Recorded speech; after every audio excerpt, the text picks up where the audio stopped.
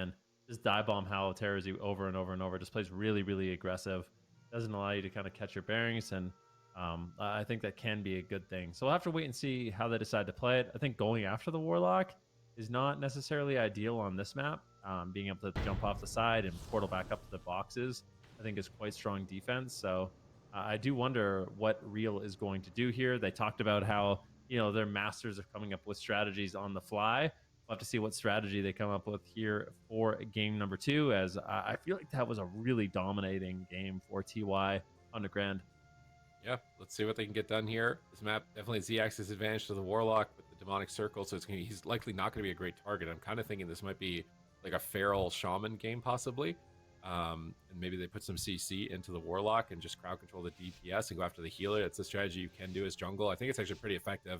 I think more teams need to be switching off of Earth Shield and kind of predicting where that is and dictating their initial target based on where the Earth Shield is, and then putting their instant CC into the Earth Shield to target hitting something else. But Swapsy's immediately taken to the boxes, trying to get that portal down. They intercept him with a pound stun. Scrappy jumps in immediately to try and assist, but White Shadow's taking a lot of damage. Swapsy gets back behind the pillar. He's in a good position. Halter hits 2, but they Tremor Totem it immediately. Silence onto Swapsy. He jumps off the side. He's getting ready to portal back up, but the Feral Druid chases him, but he can use Feral Charge to get back up, so he's got to be careful with the positioning on when he uses this portal and where the Feral Druid is. So he's hugging the wall, so if he ports, the Feral may not directly be in line of sight. I really like that right there. He ports right against the wall, and he eats the freezing trap. Crazy play from Swapsy right here to deny the reconnect, but White Shadow gets there with the Feral Charge, gets a Skull Bash on the healer. It's really Swapsy's tearing in, getting full bleeds up. Cyhawks is free casting steady shots off to the side, getting in position as well for crowd control. Full Cyclone. Are they going to force the trinket? But White Shadow gets pounced by Scrappy. Tons of damage coming up from him. They hex Swapsy for a moment, but it's not really do too much here. They get a Monkey Blind on Kisnu, but the Cyclone comes through to deny this trap. They get a scatter. They silence the scatter, so he can't get the freezing trap. Insane play from Swapsy here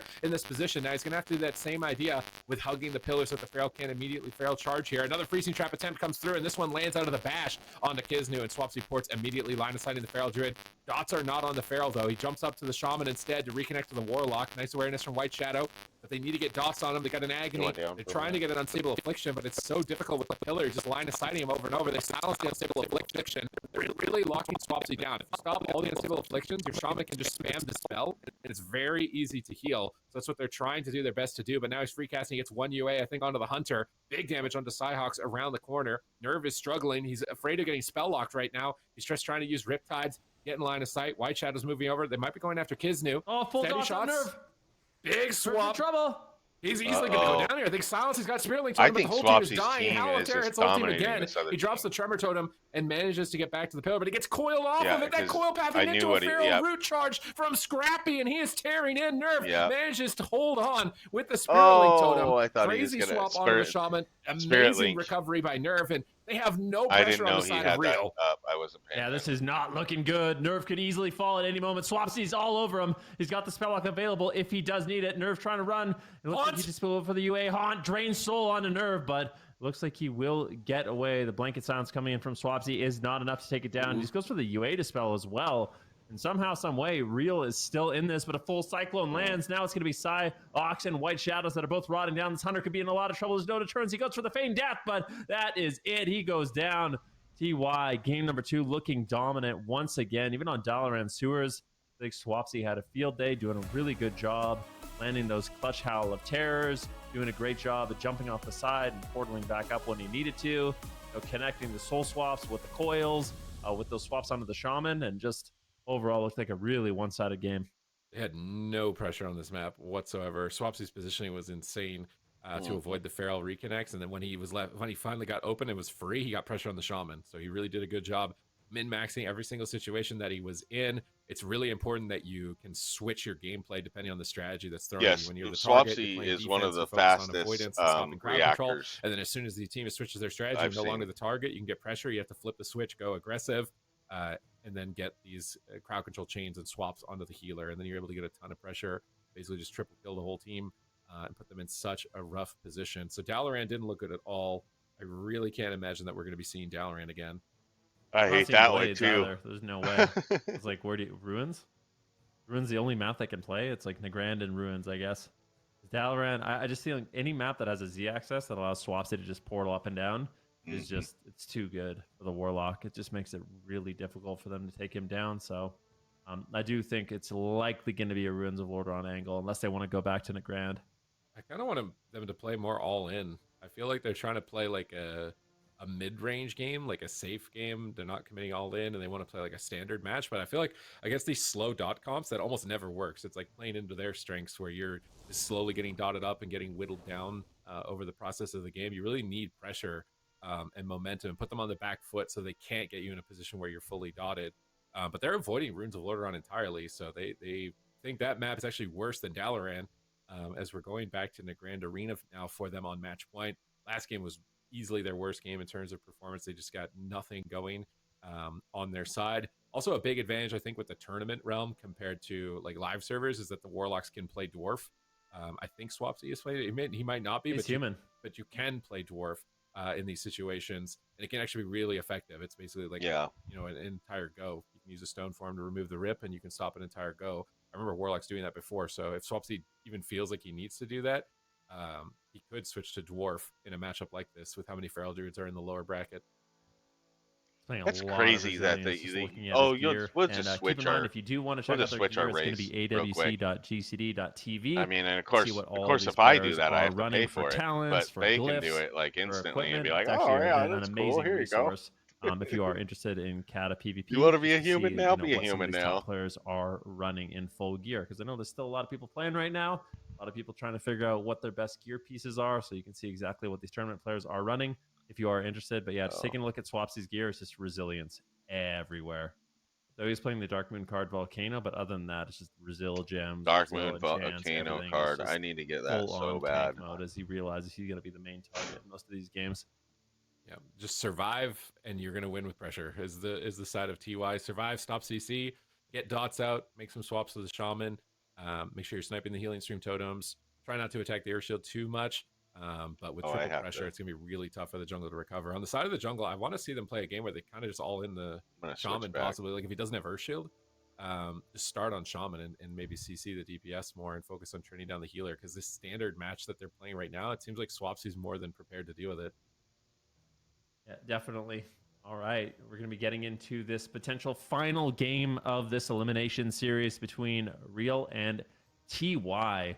TY is looking good. Swapsy on that Warlock is looking like an absolute menace, but just being in that lower bracket, this is kind of a nightmare team, right? Like, you have this team, they're obviously running a really good composition, they're phenomenal players, and they're going to be kind of the guardians of the lower bracket, which is kind of scary. This is a really, really competitive tournament.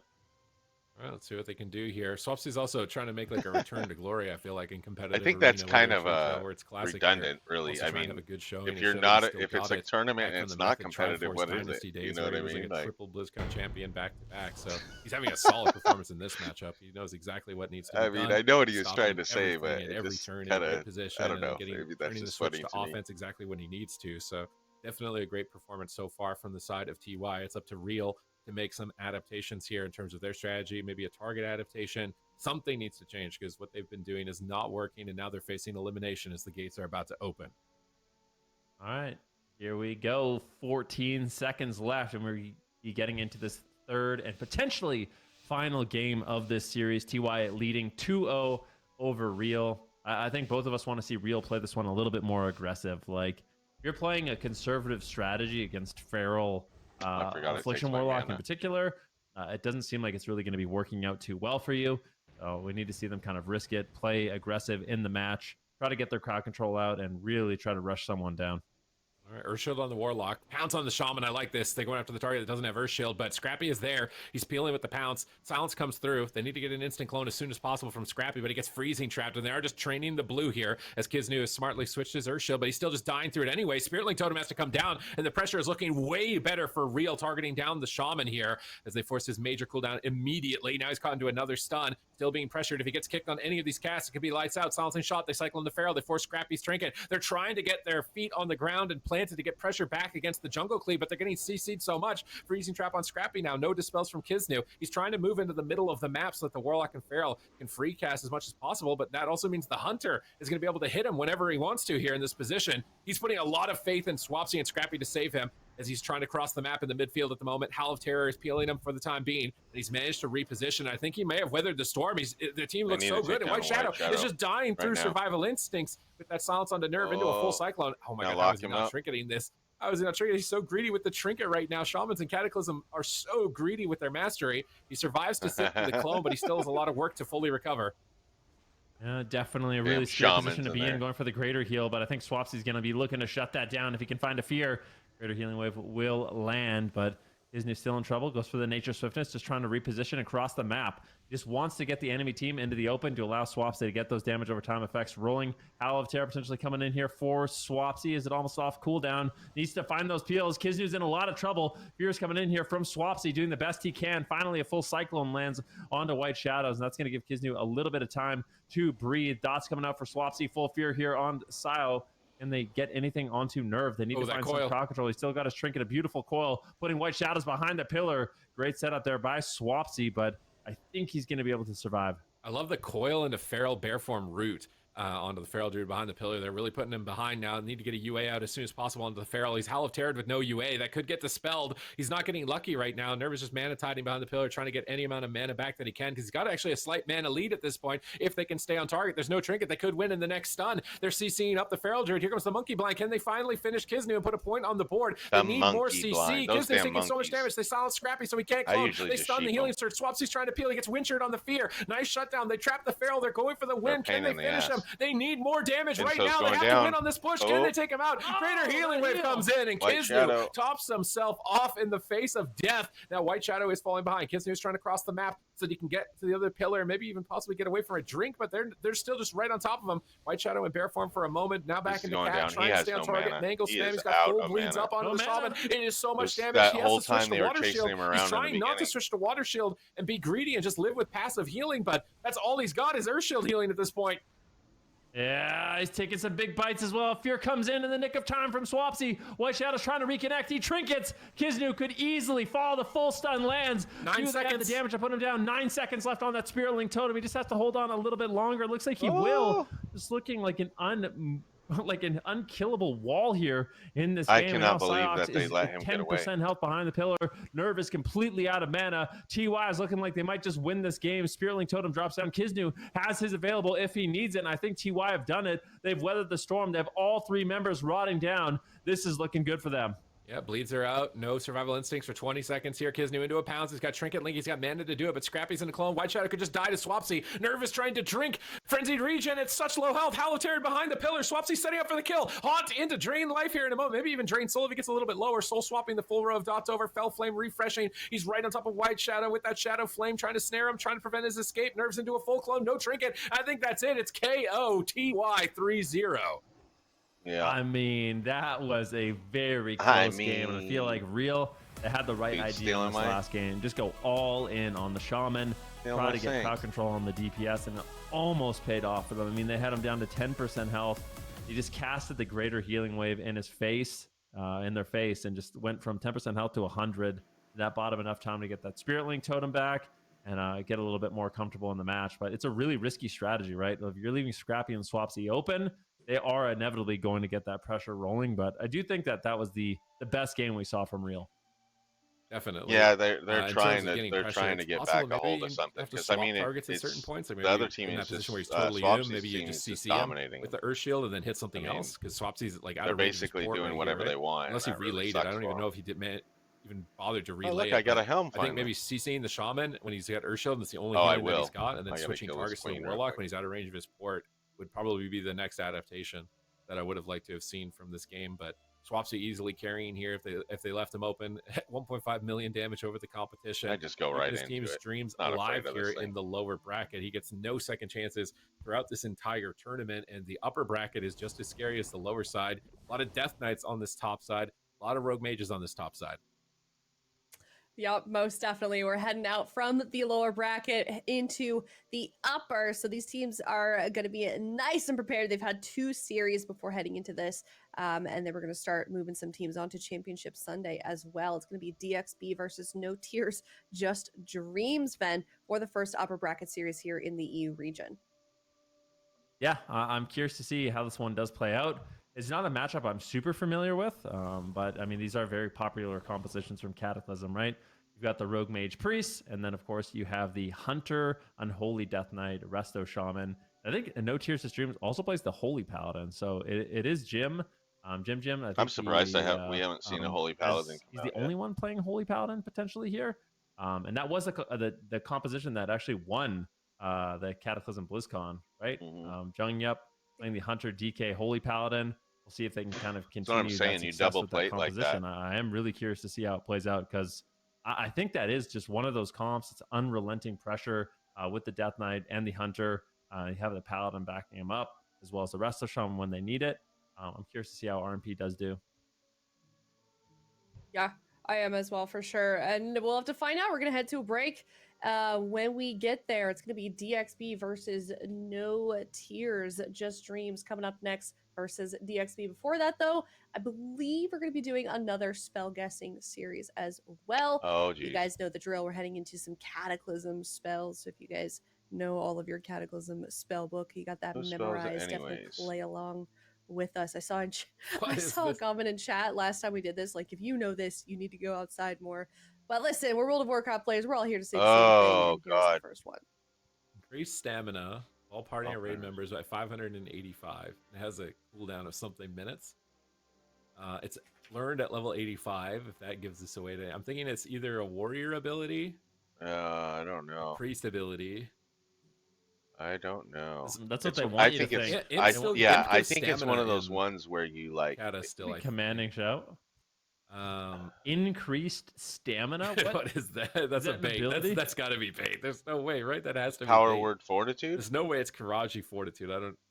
There's no way. It could be. Unless they took a prot warrior talent, and I don't think it is. Like, I don't know, Power word man. Fortitude doesn't have a cooldown though. Yeah, it doesn't have a cooldown. That's the So thing. like, is the cooldown a bait? Like, Maybe it says 0. I'm actually gonna go with that one. I feel like that's the one I don't want to pick. I'm just gonna go with it. Power Karaji's word. Fortitude. I'm going with Oh, that. it's Karaji. commanding shot. Commanding shot's the bait one too because it seems so obvious. Yeah, commanding shout. is Commanding I shot think like- they're seems trying to too trick us. obvious, and I don't think it can be power fortitude because it has a cooldown. I've never heard of And then Karaji Fortitude. I'm increased going with it. stamina doesn't sound like there's no way. It's like I'm a going hunter with pet or something. Power Word Fortitude. I'm getting no outside information from this. This is just purely my knowledge of being. I'm gonna split our eggs here. Okay, we're gonna diversify our Okay. portfolio. I'm gonna say commanding shout. So there's this way. At least one of us is right. Yeah, there you go. Karaji Fortitude. I think it's a Okay. pet ability. That's It what I sounds like something like a pet or it's a warrior. Oh, Zico let me down. Commanding I picked shout. the See, I obvious thought one that and it was too worked. obvious. to Okay. you. I've never. I should have known better not to trust that man. My God. All right, Yeah. commanding shout. I bet they didn't give this one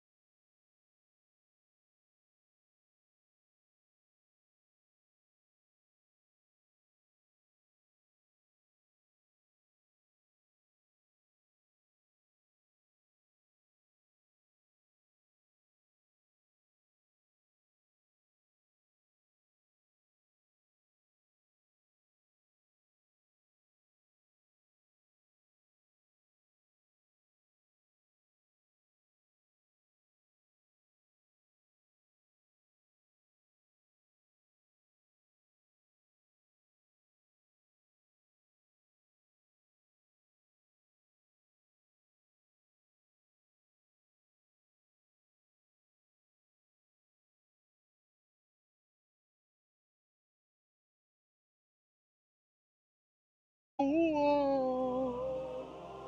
Ooh. Feel like we're gonna go Raiders. What do we got here?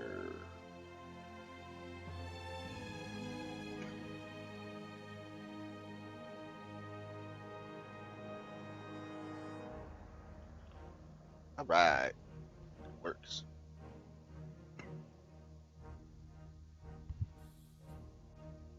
So I think what we're gonna do, because it's not, I'm sure it's not gonna work, but we're gonna queue up for we're gonna queue up for these. Here we'll put it on 3.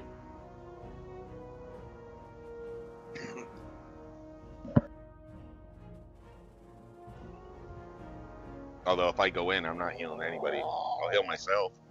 It'll look like I'm healing, but I'm not. But if it's low level like this, I won't. I mean, I say I won't pay attention as much like to the PvP, but I know I will. I'm too competitive when it comes to stuff like that.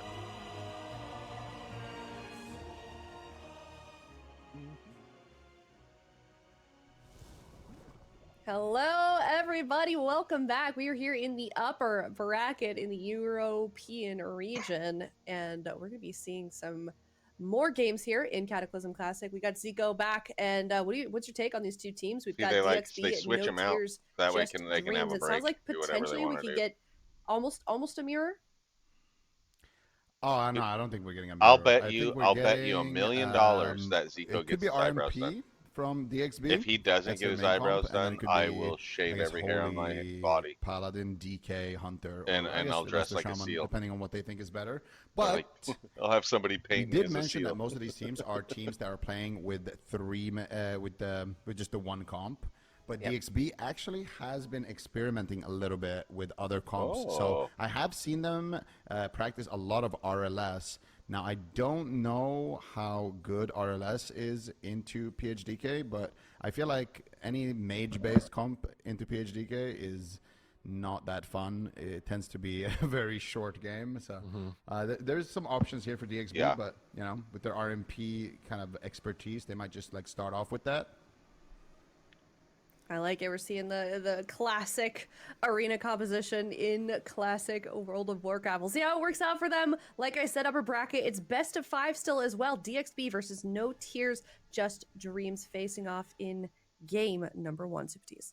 Hydramus RMP was knocked out of the tournament by a Hunter Death Knight, so it's a very difficult matchup. Honestly, almost anyone can die if you're caught in the open in the wrong position. I saw Hydramus die on Runes of Lordaeron in literally like the first 2 seconds against this composition. So playing RMP could be highly risky on their All right, side. So I wouldn't be surprised if they have anything else prepared that they try and utilize it. But like you said, is RLS really that much better?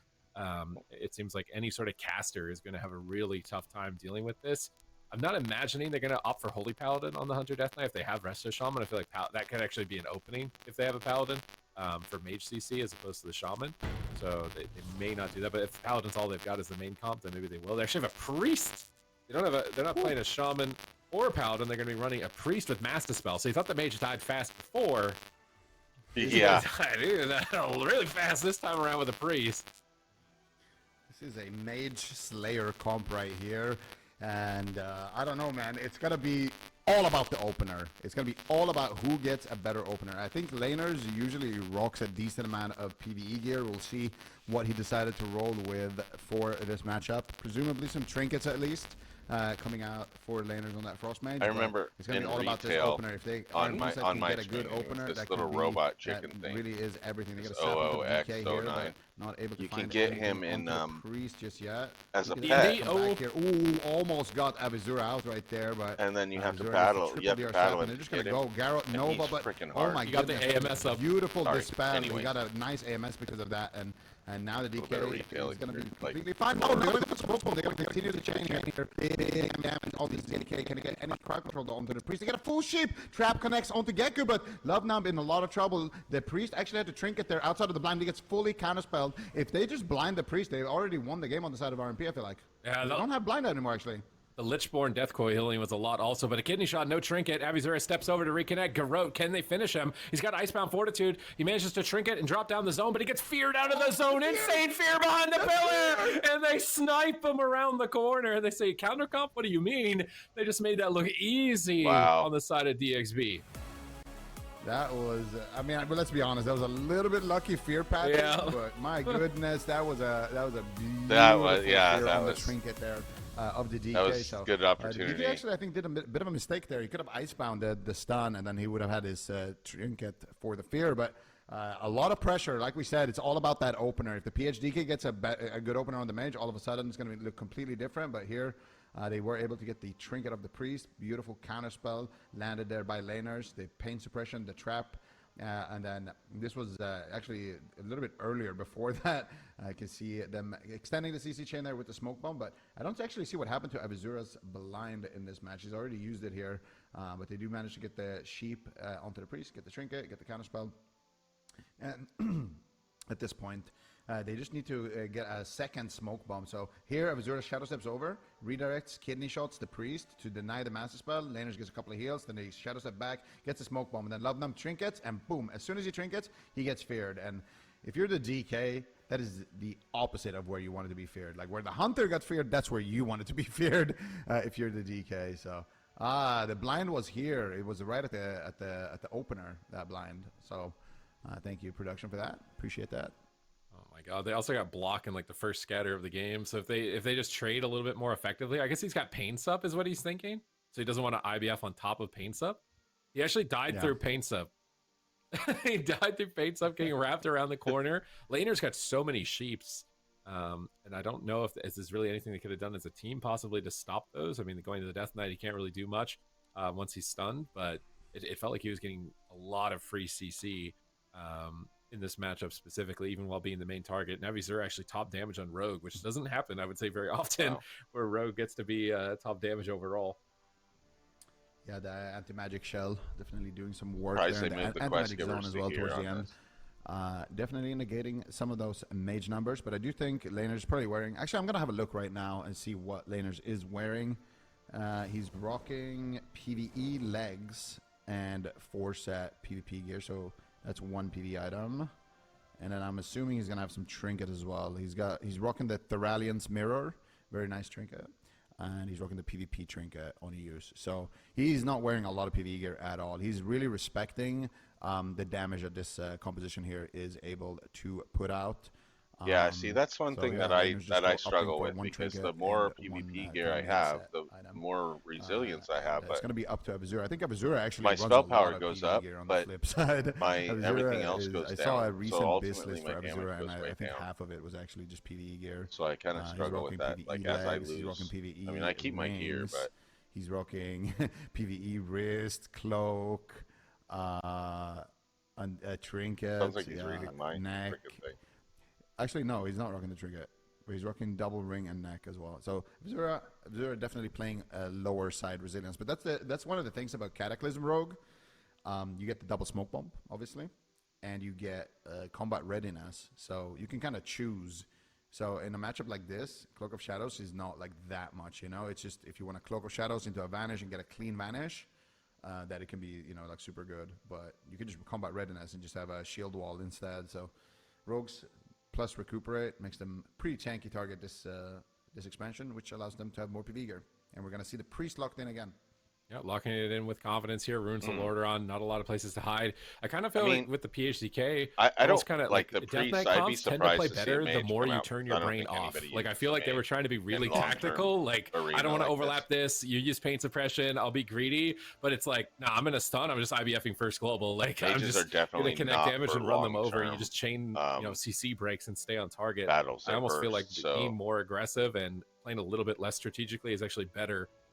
With these Death Knight types of compositions, you just run the other team over. If you have a mage in some of these situations that we're watching, I mean, if they could like just switch to a mage automatically, they would be able to pop some of these guys down quicker, a lot quicker. Opting in for that, but But yeah, yeah, it's I do feel like the it's all about trade-off. just Mage will getting good probably opener, die getting pretty good quick. momentum, I can survive getting pretty well, getting in there but and getting the pressure for rolling. to what Because end? I mean, you I saw can. what happened to laners. Like when They they focus just me. There's basically only in so one much scatter shot, we're able survivability to a get mage his ice has. block, and a lot of that damage as well is like it's really hard to avoid it. It's like dots from DK, death coils from DK, chimera shot from hunters, like gargoyle, pet den, And and I you don't know know it's what like kind of health these kind guys of are rocking, but like a mage, really hard to avoid. A lot I'd of it is just imagine I'd be instant, around and a lot of it is 120,000, just like passive 120,000, which damage. is not hard to So as a pop mage, you really have to compared to respect a those cooldowns. 400,000 And on Ruins of tank. Lordaeron, you have to respect them even more because this is a map where you can't run, you can't hide from these hunters. It's just get in there and get it done, man. Get the pressure, immune What are CC, you mass doing, spell the Sadie? block, and just win in the first Besides go. laying 'Cause it's on like, little I dog want and to see them making him just grumpy. bulldoze, just Oh, full you freight being a train good ahead girl. as the PHDK. But they're actually turtling in the room at the Now he's moment, all growling. switching out Now their you got pets, him possibly going to growling. flare the entrance of the room and wait for the Nice. possible invis. But Laner still hasn't activated that, so flare at the front entrance of the room. You're such a good Full little turtle girl. strat Yes, you here. are. Just maybe wait for the eyes and then pop the rogue out. This is a really safe route. They want to make sure that the rogue doesn't get that garrote opener, so the Death Knight's more free to get on target. And this map enables that. Also, you know, it's one of the best aggressive maps. But if you turtle in the room like this and pop AOE on the entrance, the rogue basically has almost an impossible task to actually try and get a sap at the start of the game. Yeah, I wonder what the RMP is going to do to kind of navigate this opener. We'll see if they decide to just wait it out and make it kind of a waiting game. I wonder, actually. If it came down to that, You gotta because watch the this game will match time here. out, I think, at 45 minutes. At least I wanna like, see how in this the rogue actual You think they're game. going to wait 45 minutes? Oh, apparently we have an update from production. It's 25 minutes. Okay, so this is what happens. We just got word from production. If the game went to 25 minutes, it's automatically a tie and both teams gets 1 point. Oh, So, I feel like if you're DXB, I've never you in could just Cataclysm. chill, I right? just You don't could just think, like, yeah, except for let's that just match chill we for 25 watched, that minutes. I was the longest match I've ever seen And on I a think Multiverse Cataclysm Dreams arena. maybe realizing that time is not on, time doesn't favor them in this scenario, so they're gonna have to go in and open. Cheap shot coming out into a Ring of Frost there onto the priest. Can they connect it? They get it beautifully done there by laners. He's got the PI. He's line of sighting the hunter. They are disarming the anti-magic shell here, and they're just trying to survive the opener. Gekko now. Oh, yeah, in okay, a never mind. Scatter We shot. have a No one mage is here. kind of stacking onto him for Is the he trap. frost He's monkey mage? blinded as well. Potentially a freezing trap coming out here. Smoke bomb being dropped. There's the icebound See how 42 coming fast out he from drops. the Master DK spell. laners, forced into the ice block. There's the master spell connecting. This is what we're talking about. Mage is being very, very susceptible to damage. Here he gets scattered on the Yep. Aura Mastery. Gekko not able to get out a single heal this game. And yeah, this is what I meant, Sid. I mean, this is what we've been talking about. If you get good momentum in the opener, this is probably one of the scariest comps to fight as a mage. Just zug, man. Don't try and be greedy. This game's not lasting 3 minutes, let alone 30 seconds. Just blow everything you've got. Hold Right. nothing back. The other team just can't get their footing. They can't get sheeps. They're just floundering around, just trying to like maybe even get a lance off with the fingers of frost. At that point, you're just stuck, right? This is a DK AMS running at you immune, IBF running at you immune, and you just can't get them off of you, and they'll just run you over. Especially empowered rune weapon, product strike stacks get high really fast early on in the game against the Death Knight. So this is a much better game, I think, from their side of the PHDK. No tears, just dreams. And now it's up to DXB. How are they going to react to this? Are they ready to deal with this type of aggression? Obviously, other maps where they can't turtle in the room, although did it really matter? They kind of picked their moment, just charged out and got combat, even without the shadow side eyes. But we got, this is a replay after Lanerds died here at the end of the game, but this couldn't get any pressure. This trap on Gekko. They got rapid fire rolling. The master spells on the block. The priest looks really threatening in this matchup on the PHDK.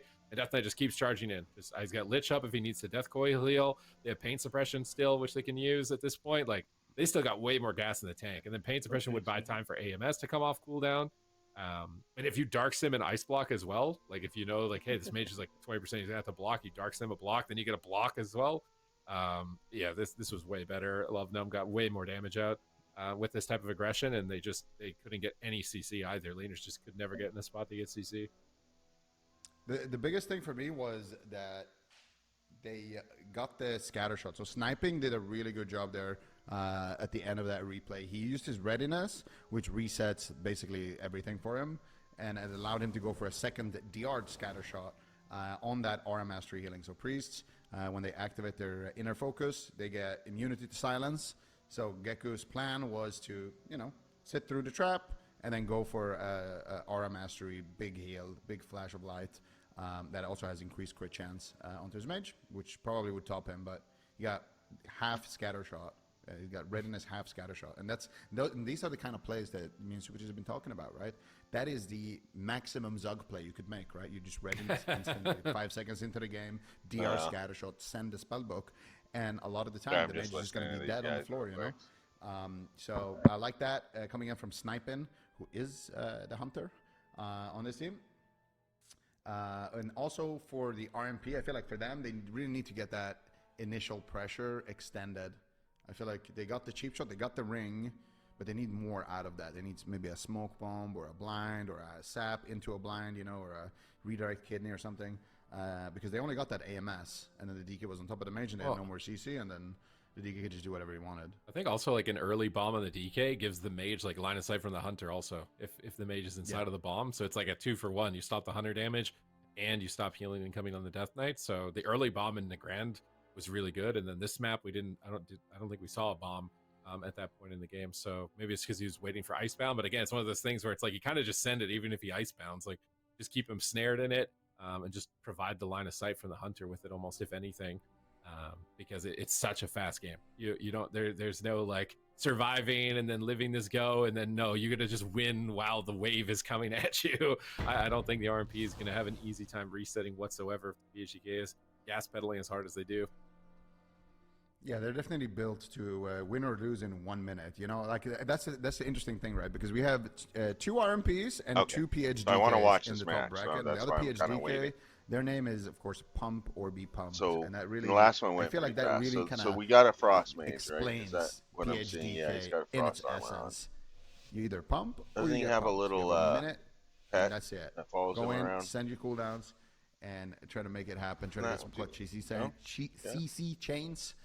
On That's what I would healers. do as a mage. Let's see here. I would get put stopped down in the mirror middle image like of the almost map right away. here. And the flare. Gonna go. Ooh, the flare gets Abzura out of stuff. He might have to Shadow Dance here for the opener. He's gonna do it. Shadow Dance, Gyaro, and Cheap Shot overlapped. Smoke Bomb coming out. DR Kidney, but he blinked out of it. Doesn't take any damage actually whatsoever. And now Laner's gonna be on the back foot. There's the monkey trap. There's the full trap onto Gecko. He's gonna trinket the first trap this time. So that's the adaptation they're making. He's gonna pop the pain suppression, but the gargoyle is out and it's free casting onto Laners. It's unhealable damage. He needs to get to the pillar immediately here. And he gets out of line of sight. Mirror images are snaring in the middle of the map, keeping the Death Knight at bay for now. Gouge comes onto the Death Knight, but Sniper's going for the kill. He's double silencing shot. He's already popped his readiness for another rapid fire. He's going all in right now. Flare is down. Prevent Avizura from possibly getting advantage here onto him in the near future. Any Magic Zone pre from Love Numb as he grips the mage into it as the priest is into a full polymorph, no trinket. Love Numb needs to be careful here. Any Magic Zone getting big value, but they're in fear. They get the Psychic Scream. He is running an undead priest, so he's able to will out of that, get back onto the Death Knight. They got any magic shield. They got a full trap. It's time to push in, I think, at this point and win, but the trap ends up breaking a little bit early here.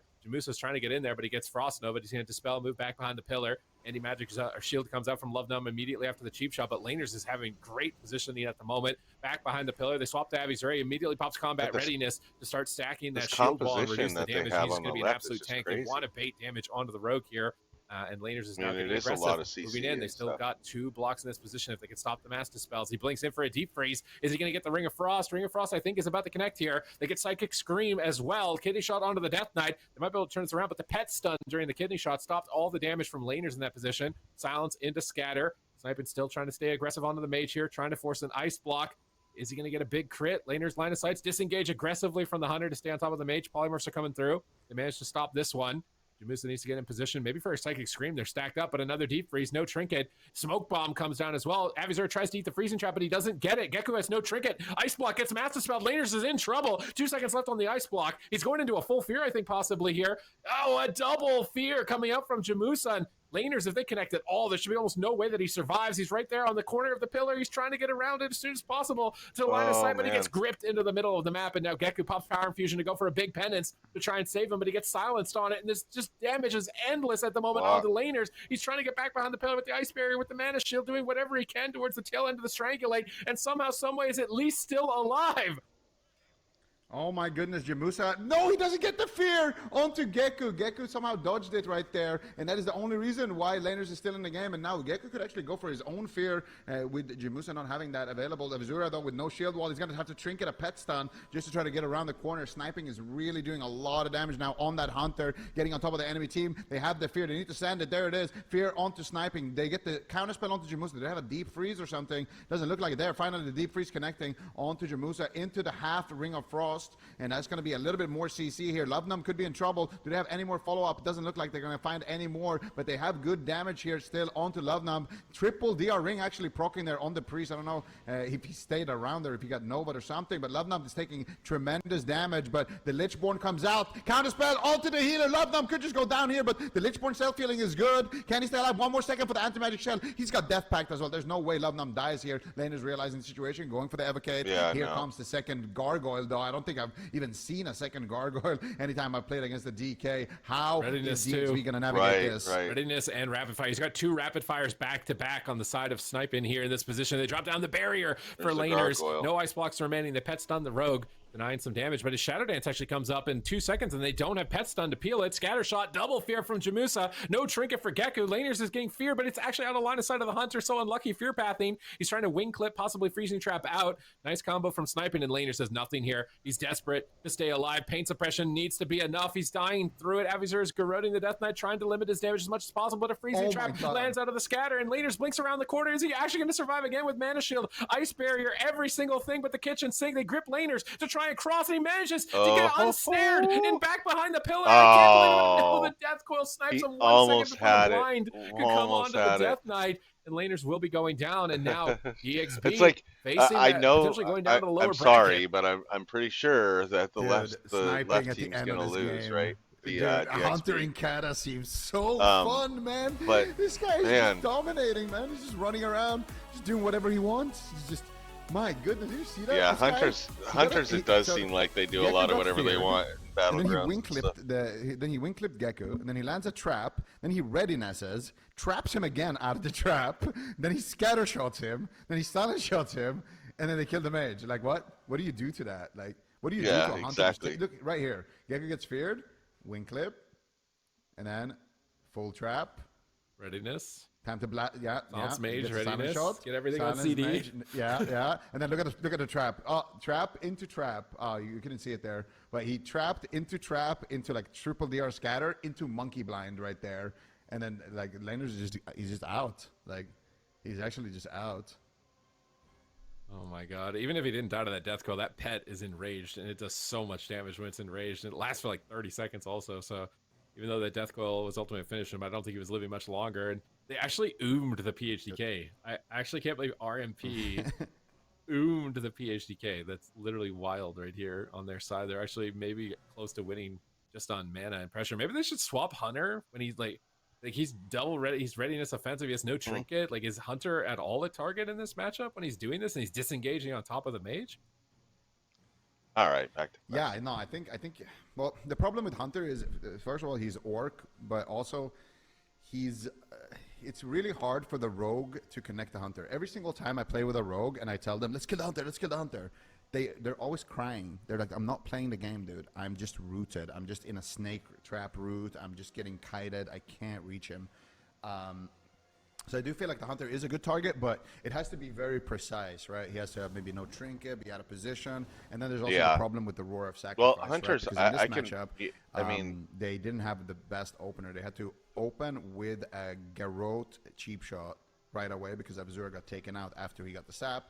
And the reason why that's such a big deal and why they're trying to get Avzura out as well on Ruins of Lordaeron is because the PHDK wants Avzura to use Shadow Dance on his first go, because Shadow Dance cooldown and Roar of Sacrifice have the same cooldown. They're both 1 minute cooldown, and rogues rely heavily on their crits.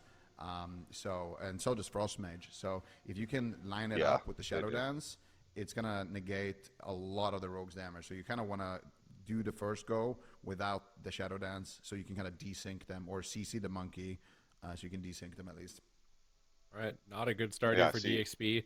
losing their map That's pick the thing. You got to advantage now, even CC despite sheep their the game monkey one right win. The away. offense I from don't know if he was PHDK, doing that. mostly I sniping, didn't is see. leading the It's hard to charge, see while the what defensive rotations are looking more clean now between the the Death Knight pet and was the doing, Priest. but Is looking I have a difficult, thing and for I think they can go into Grand again, so they don't have to do any map that would likely be more difficult than that previously. So I'm imagining, based on how the other series went, that we're probably going back to the Grand Arena. They're going to hope that they don't get wonder why popped there out of wasn't any stealth quests over there. with the flare, so they get a cleaner start than here, because they almost won on mana. Like if the opener, especially as RMP, it's such an opener based composition. Like if you get pulled out, it can, the fact that they could even recover that game to as close as it was very impressive. So they definitely need to focus on getting the opener, make sure that they can get the CC early on so that they're not getting steamrolled.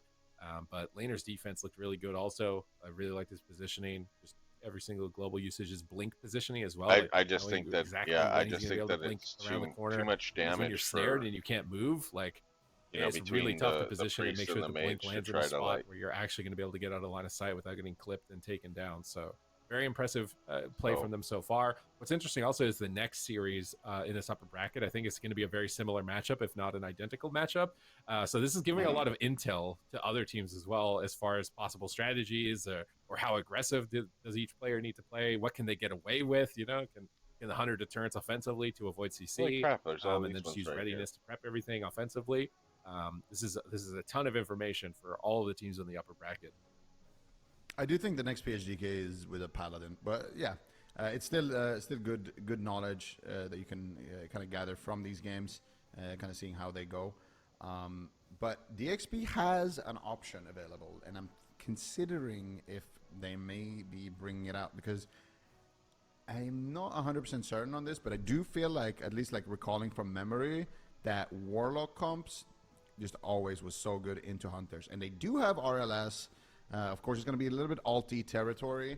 I'm not sure how much practice Laners has on the Warlock, but I do know that Geku has played a ton of Shaman. So I think that is an option if they feel like this is the tough part, right? This is where you got to decide, do we just stick with our mains and do we just didn't play it well, we can play better, or do you try to go for a counter comp? I don't even know if it is a counter comp, to be honest. Either way, they're going to stick with the RMP until potentially the end here. No Tears, Just Dreams, looking like they could potentially be advancing to Championship Sunday right here, right now, if they win this next game.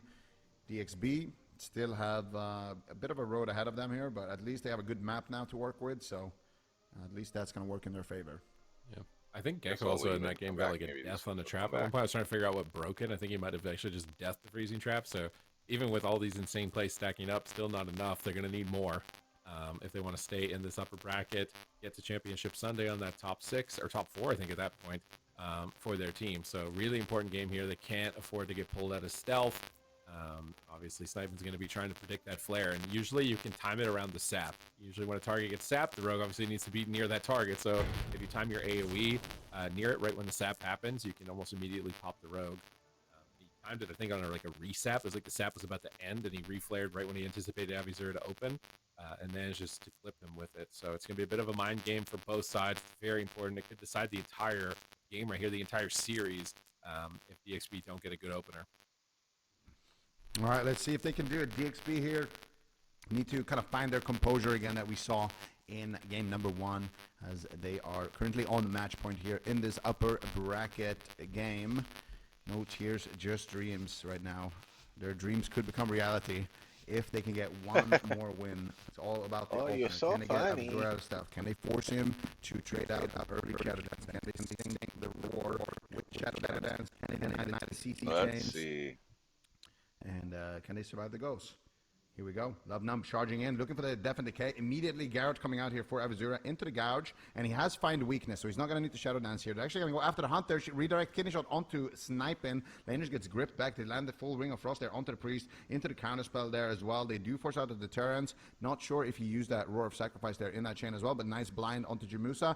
Getting the Trinket, getting the Deterrence. They didn't get the Hunter Trinket, but they could get it now with the second Smoke Bomb, but Laners is in trouble, and he's going to immediately activate that Ice Bucket. Gets Massive Spell around the corner. Geku going going for the heels, but gets scattered on his aura mastery. This could be big trouble for laners. How is he going to stay alive here? Patient pressure coming out for Gekko. He's got no aura mastery. Readiness is available for Snippy. He could easily just shut it down right now. There's the DR scatter shot coming out, and that is going to be it. No tears, just dreams are going to advance to championship. That is Sunday. why, though. Meanwhile, DXB, we're going to be watching That's them why a it's little hard bit for later at mages the end of the to day do, in the lower bracket. like for me where to get they into could be arenas, eliminated. you know what I mean? They tried to mix it up. I'm wondering if they tried to swap off Aurora Sacrifice, or if that They're was not, just, you know, they wanted they to are. swap They're in very general to the Hunter squishy, and and they're punish the very kind of aggressive certain plays. situations Maybe limit come up, the I spells die he's getting right from his away. readiness There's as nothing well, I can having do to about use it. it defensively Usually as it's opposed to against a offensively. It's rogue. just so much damage.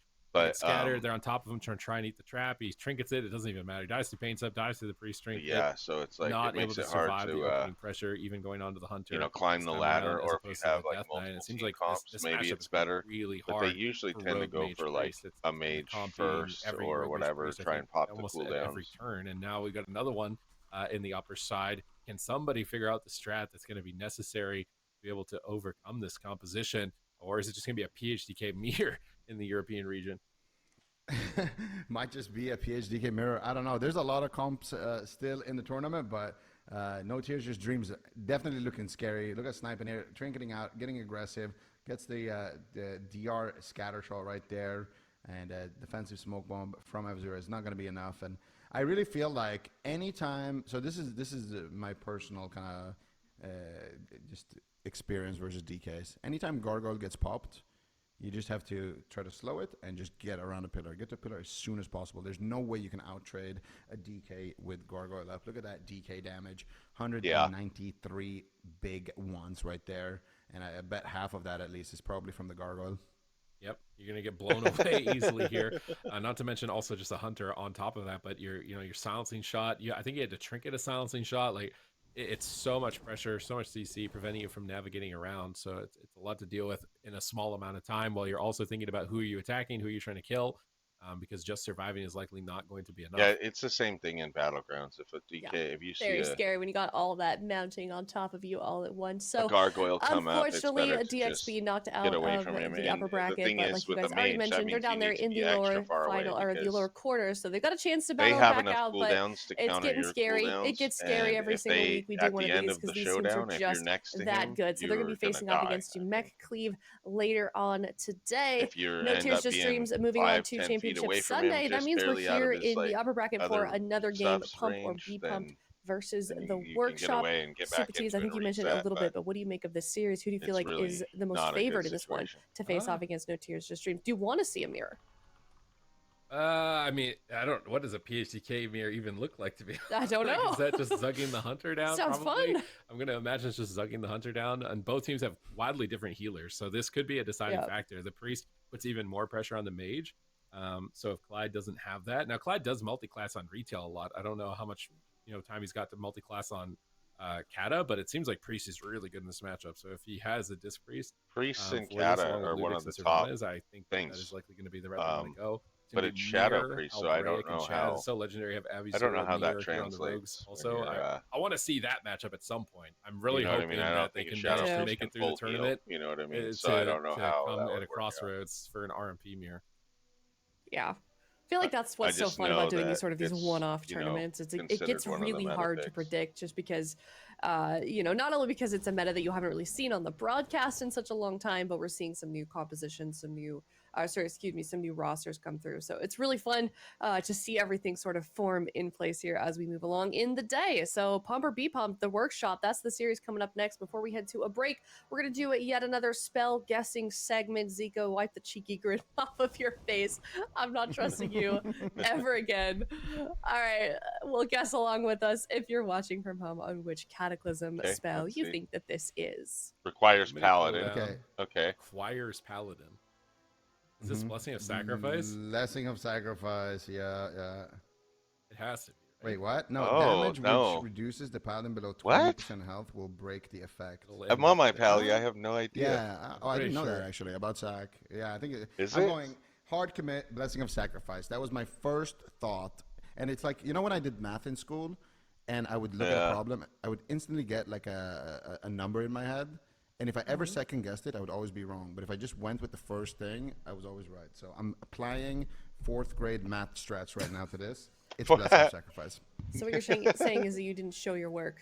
Oh my God, Zico! I was gonna say there's an AOE no. one too.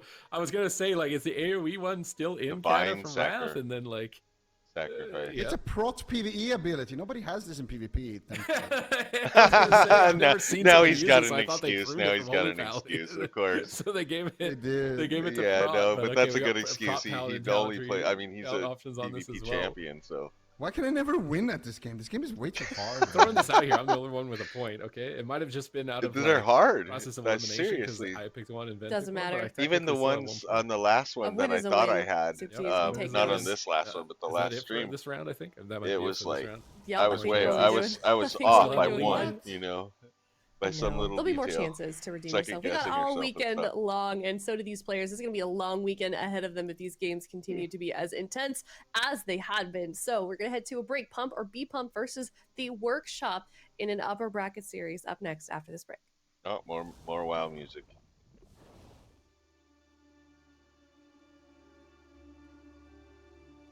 Okay, there's your port.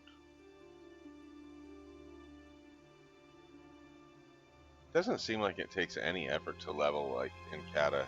I mean, I've like literally played I came on him and played like a couple hours, and I don't mean like now. I guess you could add that to it too. But I'm already like 34 basically, and I haven't put hardly any effort into this character. Okay, so this one would be, yeah, because I can put that enchant back on it, no problem. That neck, I mean, no, I still get better with it because I'll have 2 agility, 2 strength, and 1 stamina, and then they spell in. I mean, it's a pally trinket basically, or necklace. So they can use every stat basically. This one.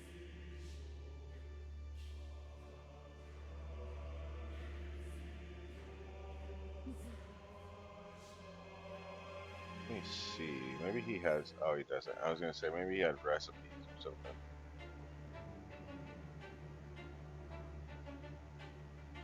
Oh, look at that! I got that on another character, but I'll save it in case I want to do fishing.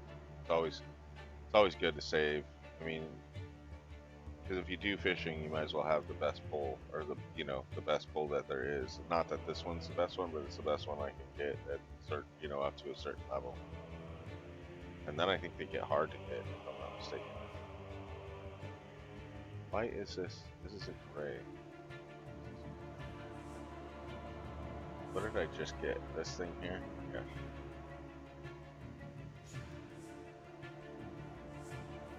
Okay.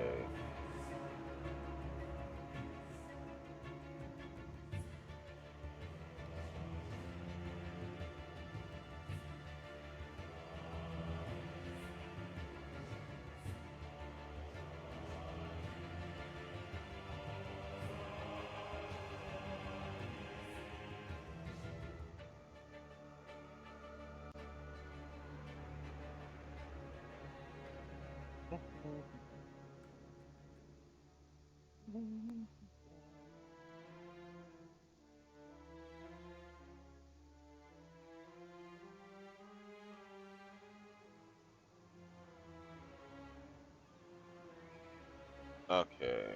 That helmet makes him look so funny looking.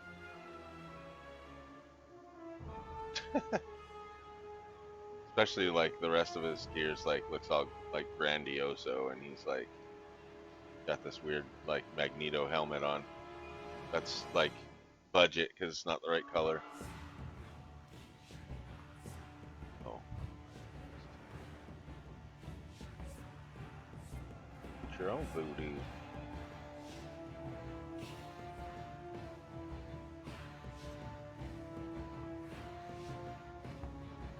Alright.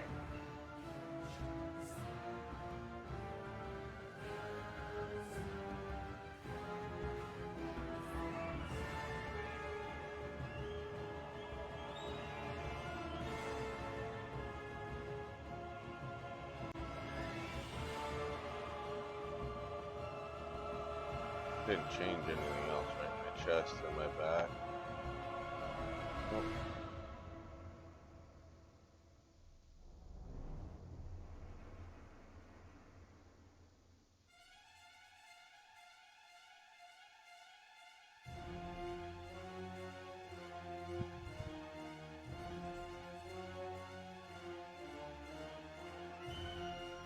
Arrgh.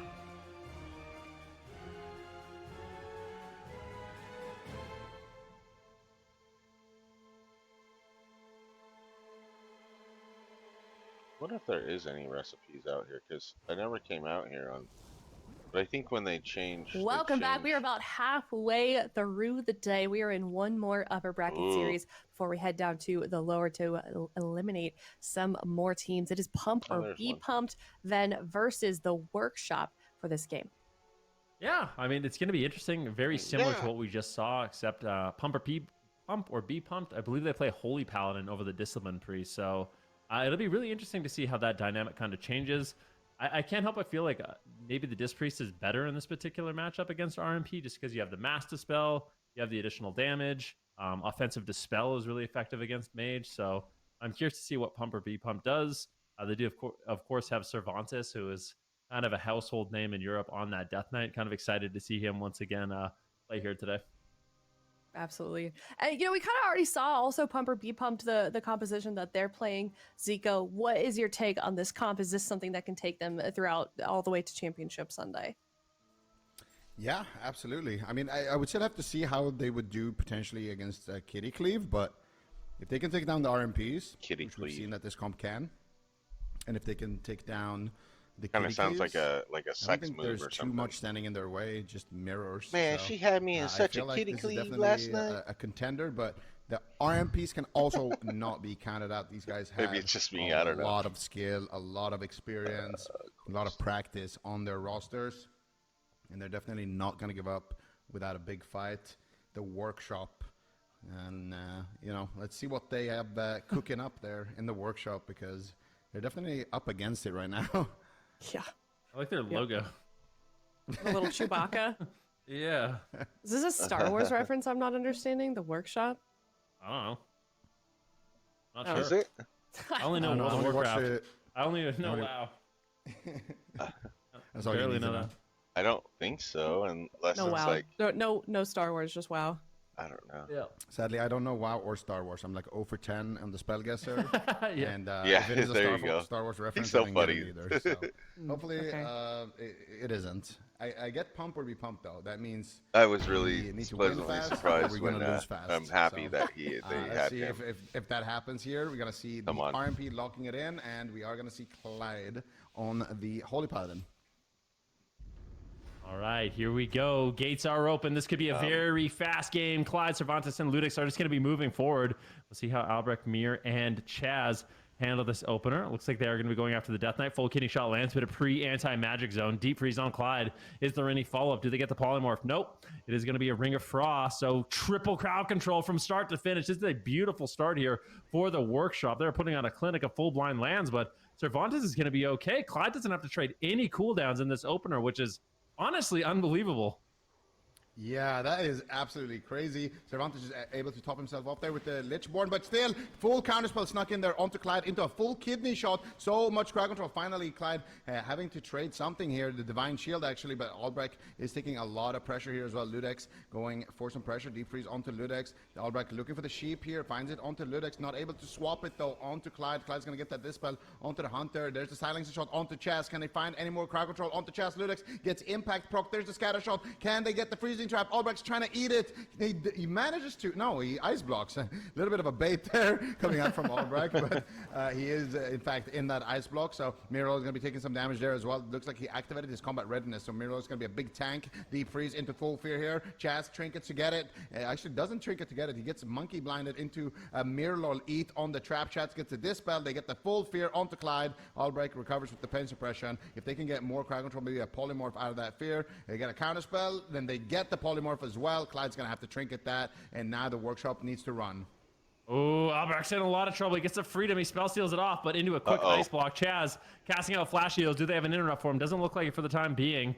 But Clyde's got no divine shield and no trinket. The next crowd control chain is going to sit full. There's the deep freeze. What do they have? They're going after him. Clyde's in trouble. Smoke bomb drops down. Kidney shot out of the deep freeze. He does manage to get the blessing of protection into a silence, but this all in on Clyde is beautiful. The workshop with an excellent swap. Realizing he really didn't have any cooldowns, they start with the deep freeze.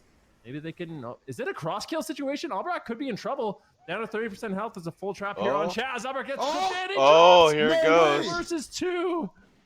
This is first 2 versus good. 2. Mirror has no wall, but he's got his wall is rotated back up. I don't know how they're gonna win this on the side of pump or be pumped. I feel like if Mirror can just get on top of target and get damage rolling, it's gonna be really rough for them. that Ludix is could be just, pushing in. He's you better dropping keep the that flare around rogue the away corner. from. They grip Mirror back. They're going for the scatter shot. Look at Chaz positioning. He's standing in the def and decay to deny the trap right there. Just standing in the AoE, blind on Cervantes into a full gouge. Here comes the trap. No way, he doesn't get it. Beautiful attempt there by Ludix, but they don't get the freezing trap. Cervantes, I don't think he's going to be able to survive this. Maybe. He actually manages to heal himself quite a bit here with the Lichborn. We've seen Cervantes in this situation before, coming out victorious. Can he do it again? Double Fear connects here onto Ludix and Cervantes. Ludix trinketing out of that one into a full cheap shot. Ludix is going to be the target here for Miro as he connects with the kidney shot. Chats with a big mind blast, spamming out the heals now as well, making sure that Miro is 100% health. Miro with a vanish, with an evasion. I just don't see him losing this, but anything is possible. Chaz 15 seconds left away on his trinket. If they can catch him in that window, maybe there's a chance. Oh, maybe, just maybe. Chaz gets gripped in. Ludix, though, if he gets danced on, like, Mir can connect with a stun. There it is. Shadow step over, gets the cheap shot. I think that should be the game. Kidney shot to follow it up. Ludix goes down, but that just shows you how close this game was, right? Like, I mean, a workshop, they pulled off that miracle swap to take down Clyde, but if they had not done it, if they had not won in that exact setup, they would have lost this game. So really, really close. Well played by both sides, but ultimately it is the workshop that pulls out ahead. Yeah.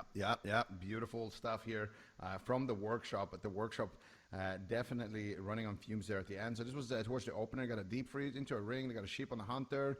And they got a full blind there onto Clyde as well. And then here's that last swap. And I don't know actually if Roar of Sacrifice was available here for Ludix onto Clyde. If he had it, it would have been enough to keep Clyde alive on that push. But because they dropped the smoke bomb on the deep, even if he had it, he couldn't use it. So really nice smoke bomb there from Mir. Really nice swap there as well. And that's one of the things about RMP into Paladin specifically, and about Frostmage in general into Paladin.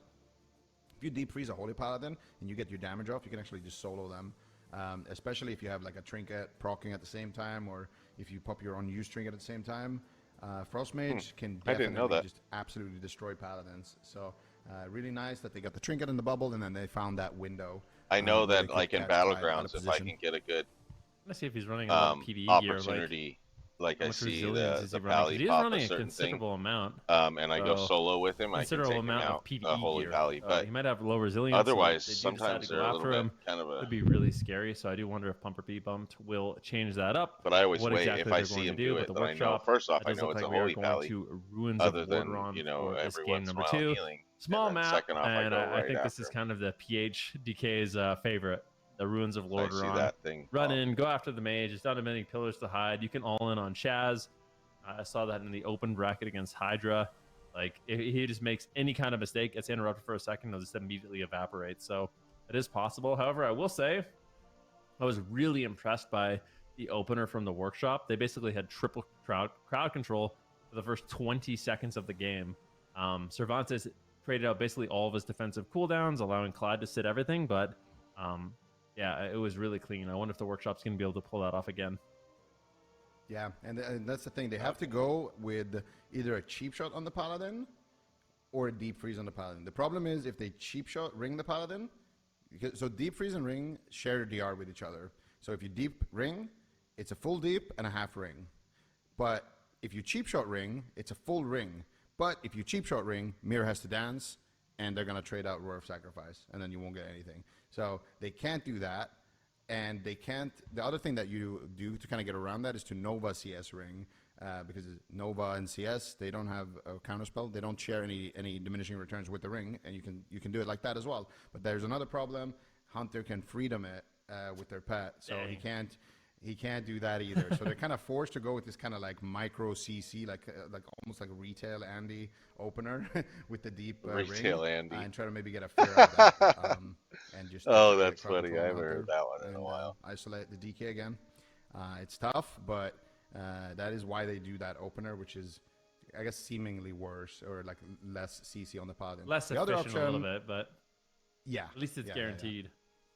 Less efficient, but it's guaranteed. The other option could be to open on the paladin, but it's so scary against this comp to go healer because, yeah, if you go all in and they go all in, we've seen what happens. Yeah. want Bumper that, B but I pump don't taking wanna get all covered. their time here for Back all ruins. the It way looks up. like they will pick the DK Holy Paladin Hunter once again. And we mentioned it. These teams, they're only 3-player rosters, so it's likely we're going to be seeing similar compositions. There may be 1 or 2 teams in each region that mix it up occasionally, but really for the most part, these teams are kind of just going after it, playing their main comp, putting their best foot forward, and kind of just trying to outplay to win with a maximum level of experience.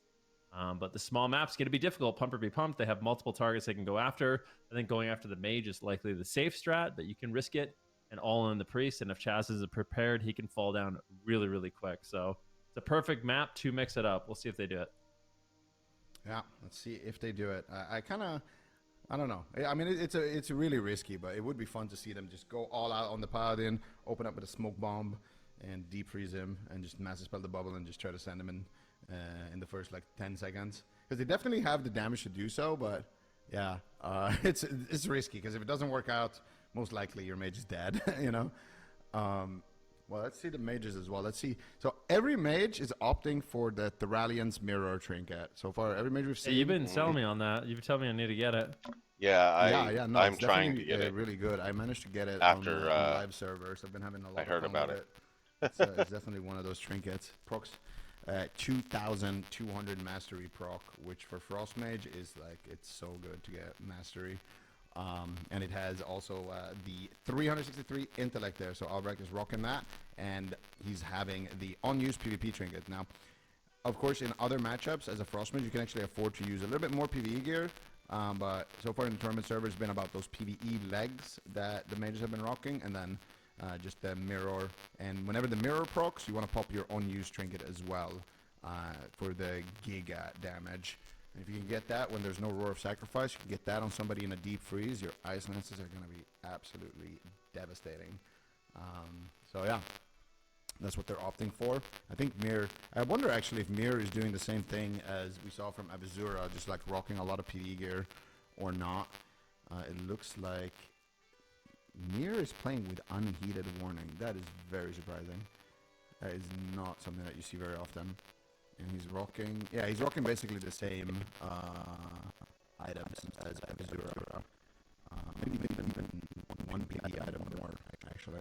So I think Mirror is actually a little bit squishier than Avizura was. But they're going to need it. They need these rogues to do a lot of the damage in this matchup, because anytime the mage is in line of sight of the hunter, he's going to be taking a losing trade, basically. Really intense map here. Game number 2 between Pump or Be Pumped and the Workshop. This is not an elimination series, but the loser will go down to the lower bracket, which is not where you want to find yourself in this tournament. There's a lot of really scary teams. About 3 seconds here before these two teams do clash. And I do expect Pump or Be Pumped to play a very aggressive start here on Runes. Yeah, let's see the Workshop, if they can try to shut it down. Pump or Be Pumped are running in on top of the chest. I wonder if they're going to go after the priest at all. They're going after Albrecht so far. They get a full sheep actually onto Clyde just out of thin air. So this is a great opener for the RMP. They are going after Chaz actually on the side of the PHDK.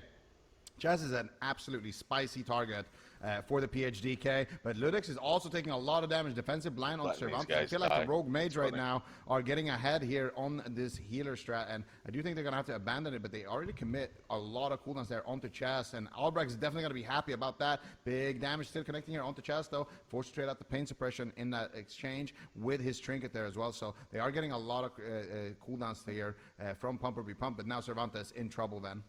Yeah, Clyde gets blanket silence, dismantle on Cervantes. He's in trouble. Clyde needs to connect those heals. He looks like he will. He's got his Avenging Wrath up right now, those wings, but into a deep freeze. Not going to be able to connect it just yet. They can get a full hammer of justice on Chaz. He could easily go down, interrupt onto Albrecht, but Servanas is still so incredibly low. He's just dying in a fear. No! Has no access to that anti-magic shell.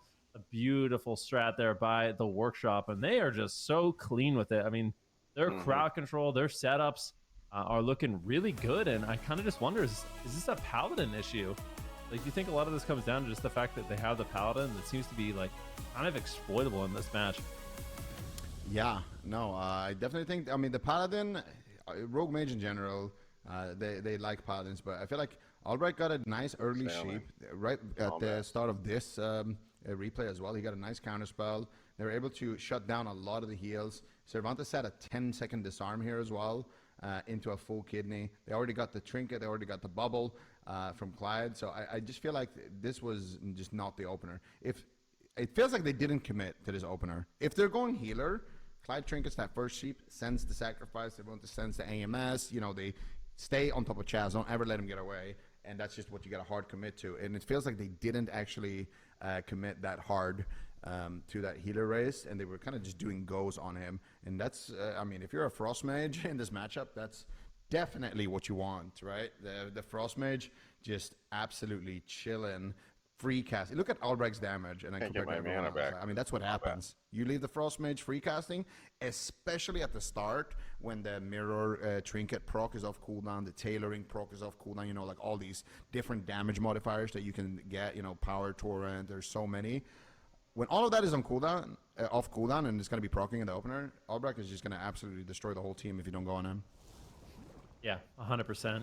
It's a risk you take, but I do kind of feel like if they had committed more and just traded out the cooldowns, like you said, they might have been able to take down Chaz. But it's a scary thing to do, just getting out of the first crowd control. Like, we'll see. What map do you think we're going to? Because I kind of feel like they're going to go back to the same thing. I think we're ruins. Yep. So do you think that they're going to opt to change their strategy and go after the mage? Or do you think it is going to be that all-in on the priest and just play it a bit better? I think it's going to be a mage all-in, and I think it could work on this map. I think the priest all-in, I actually really liked it as well, because when I saw them charging in like that, I really thought that, okay, we're gonna see them just completely just throw caution to the wind here and just all-in the priest. But it just felt like they got stopped and they didn't want to commit cooldowns to it. Like when you're doing that type of strategy, you're looking at a 30-second game. You know, you just gotta commit. Your paladin got sheeped, you just trinket sack. Your DK got Novad, dispel him, freedom, AMS. You know, just send everything. And they weren't able to do that. There's So like nothing fighting. they're gonna need to do that if they want to go priest. But it seems like they were more comfortable going mage. So let's go mage. Stop Albrecht. It's the safer route as well. But the workshop is looking it's looking pretty hot right now. You could tell like these guys have definitely been cooking, have been practicing, and it's paying off for them. Gears are hot. They're ready to go. The workshop looking good so far. Really, really clean with just their crowd control, their damage, finding it at all the right times. And that's exactly what you want, right? Like, you are an RMP team. RMP is just one of those compositions a lot of the time where the best players make it look absolutely insane because they're just landing crowd control on diminishing return. They're constantly finding the setups, getting the burst damage in those exact moments. And they just make it look so clean. And this is definitely one of those teams that is going to be able to go the distance with this composition. Pump or be pumped. Long road ahead of them. They got to win 3 in a row now. I'm not sure they're going to be able to do it, but we'll have to wait and see what they decide to do. It seems like going after the mage is a bit more consistent, but I feel like with the way the workshop's playing, they're really exploiting this paladin. I feel like the worst thing for a paladin to fight, in my experience, when I have a paladin on my team, the thing that I hate the most is mage and priest together because you're having to deal with the full fears and polymorphs and deep freezes. You add a rogue on there for additional crowd control, and it just seems like they never really get to control their character, you know, whereas the shaman's going to be able to tremor out of the fear. The priest has a little bit more protection on himself with fear ward and death spells. Just overall is a little bit less crazy. So I definitely feel for Clyde in this one. What if Clyde should just log a shaman? Like, even if he doesn't play shaman, playing shaman in cat, it doesn't look that hard. Like, if you're already a main healer, and I think Clyde has played it a bit on retail, like he probably has keybinds, right? Just send it. I swear. Like the problem with the pally is there's so many, right? Like you die in swap. Sacrifice. You're susceptible to CC.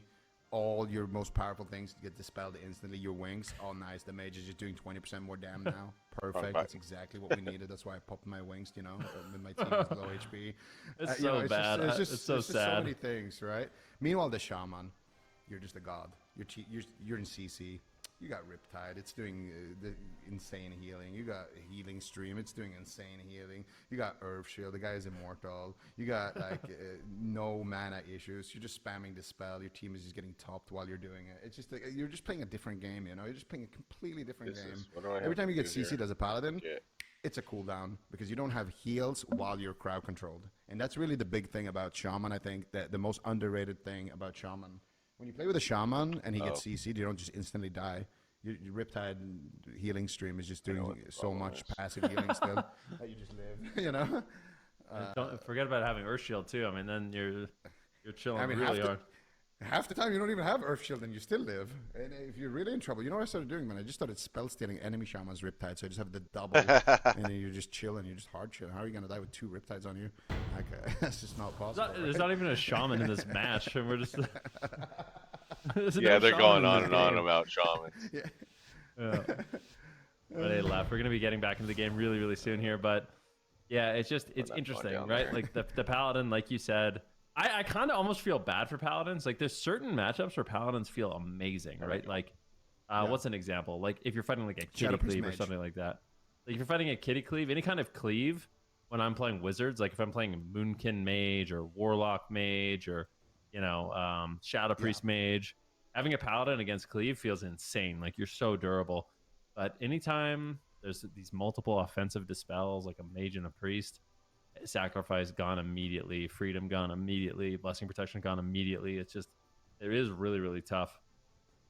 Yeah, no, I absolutely agree with that. It is interesting because every healer kind of has like their own thing, right? Like they're kind of useful in different situations, except for druids. I feel like druids, I don't see Resto Druid like basically at all. Maybe they come online a little bit later in the expansion, but for sure, like even in this matchup, right, you see the other team preferring to play priest, having a lot more pressure, opting for a massive spell, opting for more offense. Need to do archaeology. Like you said, paladins. Honestly, I should be doing it on strong. this guy. And also, I think I'm gonna do that. This is not something that we've seen yet, but this is something that's very real right now. There is a invasion of triple DPS happening, and paladin I feel like is very good into that, whereas a shaman just instantly flops. So they definitely have their strengths and weaknesses, but I do feel like in this particular matchup, I do think that shaman is just superior. Yeah, well-played shaman is super hard to deal with. Just an extra CC denial. It's gonna make me want to play again. One deep freeze. It's just so like I tough said, as the RMP. Playing a shaman we'll see again. here. Pump or be pumped versus the workshop. Match point for the workshop here. If they can win this one, they will be advancing to Championship Sunday, guaranteeing themselves a top 3 position, I do believe. So for the workshop, this is a big match for them to win here. No, I do kind of wonder, like we're talking about how susceptible Paladin is to being trained and all these things. Like I kind of wonder if Pump or Be Pumped with a Paladin needs to play more defensive. Like maybe they actually just force Albrecht to just run through the gauntlet and Chaz, and like you just have Clyde sitting in the back line and Cervantes and Ludix just kind of play defense, sacking the goes. And I wonder if they could play a little bit more of a conservative approach and just try to play like defender of Clyde and just allow him to bomb out those really efficient heals instead of just chasing into the RMP and exposing yourself. Like you play way more passive in the match. Might be a line to victory. I would be really curious about that because I somewhat remember Jungyup's team doing that like back in the day, a long time ago, like playing really, really passive as this particular variant of the DK Hunter. But on this map, I don't think that's going to be a great option. Workshop, let's see what they can do here on potentially the last game of this series. All right, let's see what they can do. The workshop versus Pump or Be Pumped. Can Pump or Be Pumped put a point on the board? Who's going to be the target of choice? Right now, Albrecht in a silent shot. There's a Hammer of Justice onto Chaz, so it looks like they're going to go after the mage here. Cervantes already taking a lot of damage. Another 10-second disarm there onto Cervantes. Monkey Blind onto Chaz into a full freezing trap. There's going to be big pressure here onto Albrecht. Cervantes is connecting as well with the damage from that anti-magic shell, but still not able to force anything here. Albrecht just doing a great job. kind of sustaining himself in that situation. Cervantes now in a smoke bomb taking a lot of damage. Huge heals coming out from Clyde, but that was his wings there who actually instantly got the spell, but he did manage to at least get Cervantes back to full. Yeah, Cervantes actually Dark Shimmer come to blink and was able to blink behind the pillar in line of sight. So great utility there. Clyde, though, unfortunately, in the midst of the battle, does get caught into the fear. Cervantes could easily go down. Clyde's forced to use the Divine Shield, but he's still just dying through Divine Shield. Clyde just cannot keep him stable. Anti-Magic Shell overlaps. Looks like they are going after Mir. There's good pressure here for Pumper be pumped. Scatter onto Chaz. He's got his trinket. He's got the pain suppression. Is he going to make the trade? Mir's low. Albrecht's low as well, but finally a full deep freeze polymorph lands, and once again Cervantes on the back foot. He's dismantled. He's on the run. Trinkets, immediate blessing of protection. Nicely done there by Clyde, but now he's in a full blind. However, I think Cervantes might be able to survive, and now it's all of a sudden Mir, the one that's in danger. Yeah, but Clyde is counter spell for 1 more second. Mir could fall, and Mir will fall, but Cervantes could be a cross kill. He's on 1% HP. Do they have any way? No, Clyde manages to get a big heal at the last second, and pump or be pumped. It was definitely a brutal game. It was definitely not easy, but they did manage to put the point on the board here and eliminate Mir. So nice stuff for them, but I mean, how easy is that going to be to replicate? They're not going to have the same map advantage, and I mean, Cervantes had to play basically out of his mind to survive here as well. So it's definitely a hard road ahead. But one thing I will say about Kata is that both of these teams are just going to be playing this. So at least you don't have to think about, okay, well, if I lock this in, they're going to play 8 different other things that counter me, and I need to consider that as well. Yeah, that's the thing. I mean, that was a really close game. Like I think Cervantes did a really good job on his side. Like I said, the reason he's in this position right now is because he did use that blink. You know what I mean? It's and like luckily for Clyde, he was able to connect. But like once you're all grouped up like this is just not what you really want. Like, Chaz able to land those spheres. First. Just like when you start WoW, you get only a few spells to start with. Polymorph. So this is a really crucial moment of the match. Clyde trades out his trinket, immediately uses blessing and protection on the stun. Old WoW, brings Cervantes from that and allowing him to get a little bit of line of sight. Continue this damage onto Mir. As you can see, he's trying to do right now. Albrecht's doing everything he can to peel, but Mir gets gripped into the open. He had a silencing shot on Chaz, and Mir inevitably goes down. Cervantes just uses this pillar to line of sight, using this little pillar with the chains of ice. The scatter comes in. Really clutch moment here by Ludex. 1 tick of bandage, and Clyde is able to connect the Holy Shock to secure the win. But like you said, how easy is this going to be to replicate? Yeah, Clyde definitely had to sweat for that one, but they were able to get it. And that's the thing, right? If they didn't get the kill on Mir there, Mir just needed to get like 1 backstab off, and that game was going to be a 2v2. So definitely doesn't get much closer than that. Beautiful games here from Pump Will Be Pumped and the Workshop. Still going to be match point here. The Workshop is going to be able to select their map choice as well. So where do you think we're going? Do you think we're going back to Nagrand? And what are the options? Dalaran Sewers, Rand. I don't know. It's like, it feels like I could see the merits of a small map and a big map for both sides, right? Like I don't really like on this small map how Clyde is just always there to get triple feared. But I guess they need these like really short distances to actually connect on the mage. My guess is that they're going to pick Nagrand. I think they're going to go back to like a nice comfort pick. It looked good in game number 1. Does seem like that will be what they're going for. So Workshop setting up for a repeat of that first game, but yeah, we'll see what they can do. Pumper be pumped. That was a close call, but I like the way Clyde traded his cooldowns very confidently in this one. And I think Cervantes had a really great game as well. Same with Ludex. I mean, everyone in the series is playing crazy. Absolutely agree with that. Very, very close games so far. Workshop though, they can taste it. They can taste the top 3 right now. If they just win this one here, they're already going to be looking super, super good. Pump or be pumped. They are just keeping everything the same. I wonder what I feel like, can anyone even change their gearing? I feel like Cervantes has been the main target every game. Do you think Ludex can go a couple of PB items, maybe sneak something in? I would if I was him. You would? I think so, yeah. What is this man wearing? He's wearing PvE legs. He's wearing... That's it, I think. That's it. What? That's it? Yeah, I think you play a little riskier. A little. Nothing too crazy. Maybe the gear check him though, you know? You don't want to Yeah, you don't want to switch it up and then be the target of choice. Seen that happen yeah, before. that definitely does happen. But I do feel like you can afford to drop a little bit of Resil here. Is he socketing Resil on the yellows? Vanas is just PvP gear in every slot. Yeah, well, Almost he here. has to. That's what I He definitely see. has to. I need to be able to swap out haste But Ludex, I feel like could go a little bit more for PvP my here. resilience. Might Because be I'm already what like helps him I'm out, way crit. or Like tips I think my scales in crit's their like favor. 23 They're to gonna need to change 25%. something up. And then Right individual now. spells add more, Definitely, 5% they to won this, 10% 2 convincing to ones, this. and You know what I mean? almost So I should be won that always last critting, one, even so though I don't definitely crit feel as the much pressure. as If you I are think on the I side do. of pump or be pumped, they're gonna run in, immediately look for combat. Crit They as do much as manage I to did get when it. I had Mir 17%. opens up on Cervantes, gets the Garrote into the gouge.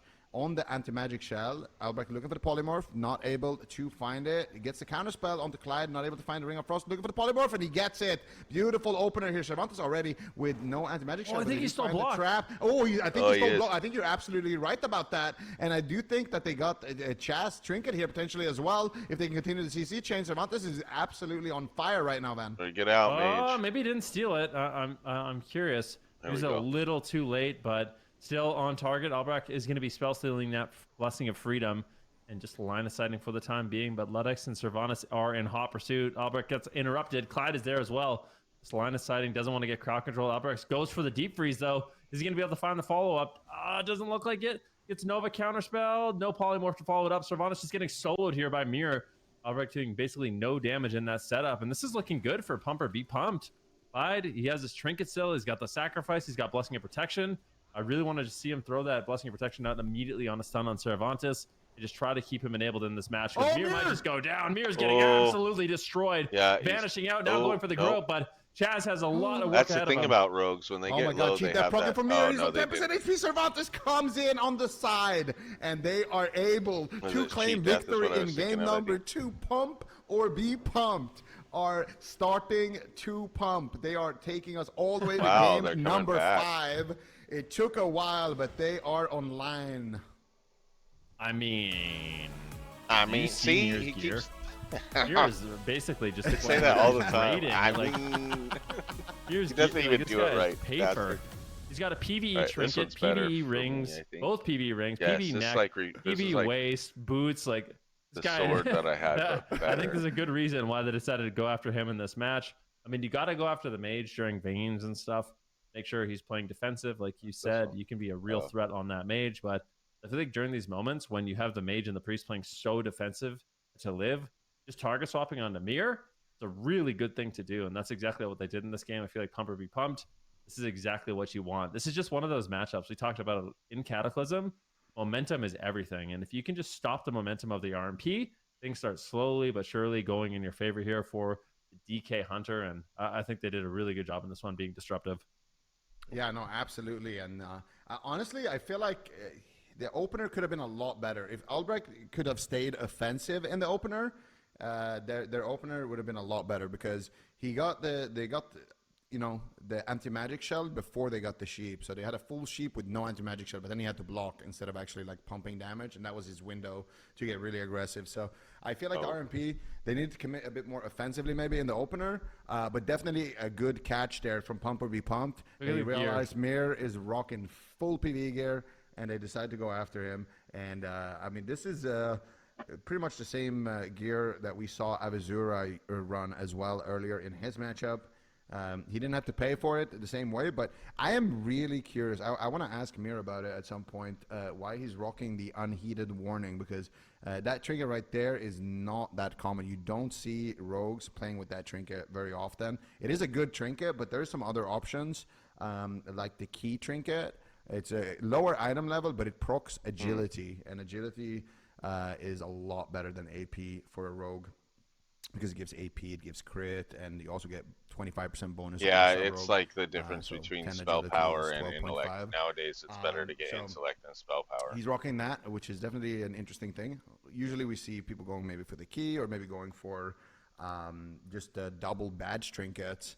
I was so gonna they can say though, afford that to one wear does more look like PvE a gear. freaking nasty So trinket. there's definitely some. I wouldn't want to That's go one against thing I really that. like about Kata. It's interesting to see kind of how people gear, Especially because there's since you not don't like have to really. remember to click it. People are still figuring it out. I don't think there's like a certain perfect way yet that people want to go about it. Oh, it just seems like based off what your enemies do, like you have to greet it, right? It's a bit of a mind game. Like if you can get away with running a lot more I want to PvE check gear, this get a lot more dude damage. Of that's course, they're talking. going to I be a want to lot check him squishier. out. You kind of just have to hope and pray that they're not going to go after you. So if you know the enemy team's tendencies, you know their strategy, then I think the other player is kind of greeting it and hiding it. You know, with their transmog is a good thing to do. But we'll have to wait and see.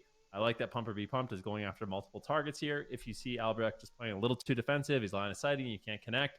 Just keep up the damage, keep up the pressure on Mir, force him to, you know, trade out vanishes defensively, and that's a really good thing, right? Like all of a sudden you're trading out the evasions and the cloaks and the vanishes defensively. You no longer have those as an option when you want to go for the kill. So I think it's really smart here for Pump or Be Pumped. Yeah, dude. This is crazy, man. Reverse sweep? Clyde. Yeah, we might get a reverse sweep right now. This is crazy because Clyde actually, after they qualified, he messaged me. He was super happy. He's like, "No way, dude! We got top 6. I qualified in a sea of shamans. I'm the last holy paladin." He was super excited about it.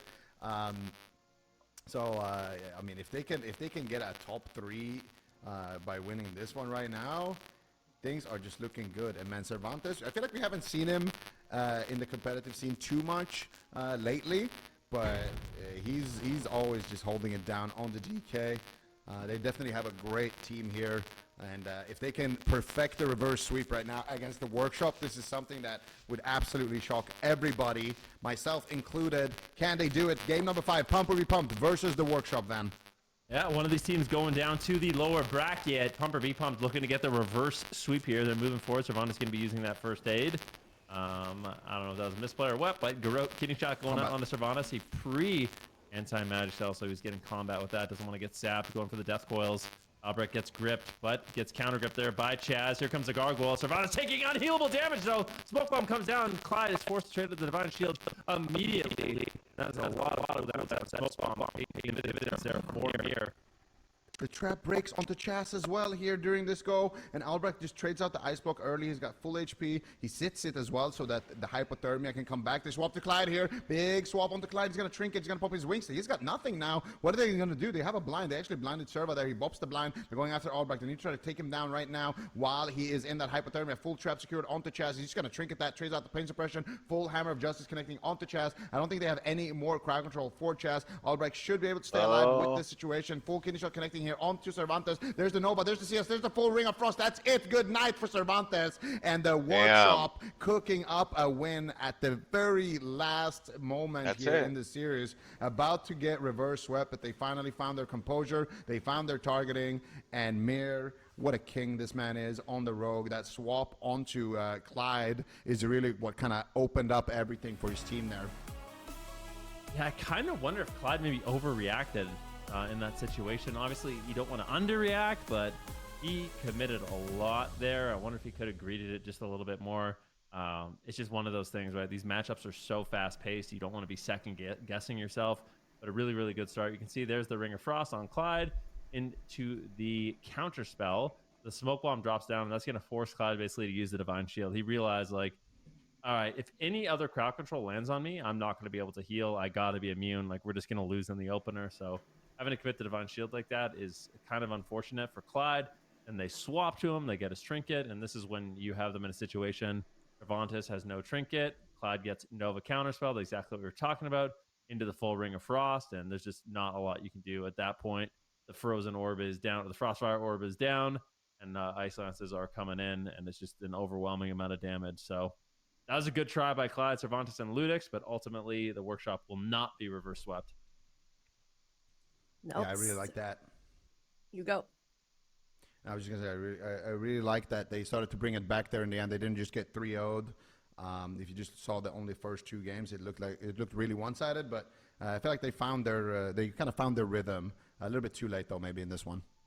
Yeah, perhaps, but I mean, the good news is they will have another chance. They are now in the lower back bracket.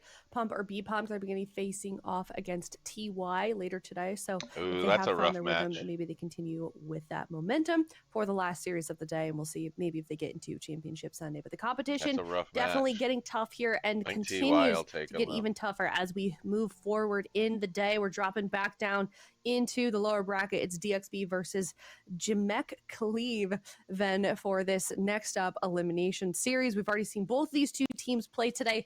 Based on that performance, do we feel like there's a favorite in this matchup? The hell did that do? I'm not sure, to be honest with you. It's one of those things like Jamek Cleave, the composition that they're running, it's really explosive, and we also saw it has the capability of being, quite durable. That being said, DXB, they are such a good rogue mage priest. We did see them go down to no tiers, just dreams, but I feel like they are one of the favorites to beat in this tournament or to win this tournament. So if I was going to give an edge to either one of these teams, I'd say DXB probably has an edge to me. There's a lot of crowd control you have with that rogue mage priest. I think it should be a pretty solid matchup for them against this cleave comp. All right, we'll see if Jamek Cleave is up for the challenge. Like I said, it's elimination as well. So we've already seen them win a game earlier today against Jungle Unplayable in the first series of the day. So they're going to have to battle it out down there in the lower bracket. Before we head into a break and get to that series, though, we're going to do another spell guessing segment. I know production specifically said, Zico, that this one is for you. So I'm putting the pressure on you. This one's supposed to be easy for Zico. I'm putting the pressure on you, man. That's what they said in the past, and then I got some mage abilities wrong. We don't know if it's supposed to be easy or if they're trolling you, to be fair. So go ahead. Is this arcane missiles? Because fire and frost mage don't have arcane missiles. How is this supposed to be easy? It has to be arcane missiles, right? Wait. Yeah. Launches a series of missiles. It's arcane missiles. I don't know. It could be multi-shot. Wait, I feel like I've been tricked by this before. And it was Is arcane multi-shot. missiles level 85 though? Isn't it lower? Oh yeah, Like yeah, one of yeah. the first ones you get as a arcane mage. Yeah, it is. Well, you get it with it. Oh yeah, actually, it's Arcane barrage. Arcane barrage is not missile. Maybe it's Missile missile barrage. I don't think barrage or arcane missiles or none of those are level 85. None of them are. That's what I'm saying. But they said it was for you. They said it was for you. So it's got to be. Yeah, it's right? got. I think it's multi-shot. Actually, I don't know. I don't want to lock it in yet. It's a multi-shot. I think that they're trolling him. They might be. I mean, it's gotta be arcane missiles, and then I'm gonna look so stupid. I think it might be. I thought arcane missiles, but now they like convinced me otherwise because of the level 85 thing. Both of us have played. I feel like I should pick one of these. It is arcane missiles. So why does it say 85 then? You get it right away. It requires level 3. Dude, we almost like mind game. It seems so obvious for anyone else. They all picked arcane missiles. We were in our own heads, man. Yeah, you guys screwed me over. With the level 85. I wasn't. I don't know. Listen, I got confused. Okay, sabotage, bro. I don't know her level 85 arcane missiles. Not that quotations it's required at level 85. My bad. Yeah, C, go ahead. I need to see one of those vessels. I guess I'm gonna have to go all the way up. C is arcane missiles. D is missile barrage. A is arcane barrage, and B is arcane barrage with a weird color on it. Yeah. Actually, it could be void bolt from. Actually, could it be void bolt? It's a recolor. No, that's not. It's a recolor arcane barrage. Isn't that Moonfire? Yeah, it is. See? No. No, they have this. I think they look similar. Yeah, they are. They are really. No, the Moonfire goes up and down. I'm looking at C. No, okay, I'm not trying to troll you again. All right, okay. You can't get okay. That's right. Wait. I told you. All right. This one was. I feel like this one was a little too easy for us, Zico. Yeah, Sid bragging about his 1 point. Come at us, bro. All right. I'm so upset. What the heck is Moonfire then? It looks just like that. It does. It does, except for It's it's the vertical. Same icon, I guess. It doesn't go. It doesn't go slanted. It goes a little bit vertical. I'm gonna pretty sure stop talking because I throw everybody off. off. It's the same colors though, and it looks like it. That's my bad. All right, well, we're gonna head to a break. When we come back, it's gonna be DXB versus Jamek Cleave coming up next. What the hell is this? I just need one freaking vessel, and they're not like they don't respawn. I swear. That's funny. So we just have all this stuff. There's like vessels all over on my. Is it inside these huts? Alright, well, we're taking this, so we're gonna go inside this hut.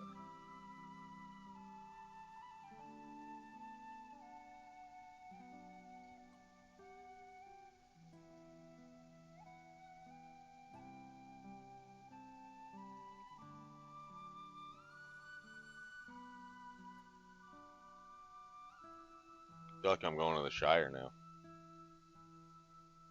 This music. Uzak. This guy in his Magneto helm. Oh. Agility and stamina, why not? Oh, it's leather. I'd rather, well, let's see. Yeah, I'd rather sell them for that much. And since we don't have any vessels over here... Wait, I came up here. This is why we don't have vessels. No?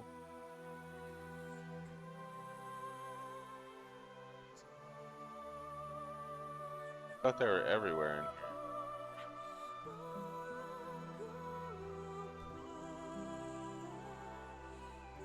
Oh, jeez. Good decision. I guess there's not, I don't, yeah, they're not in here. That's what I thought.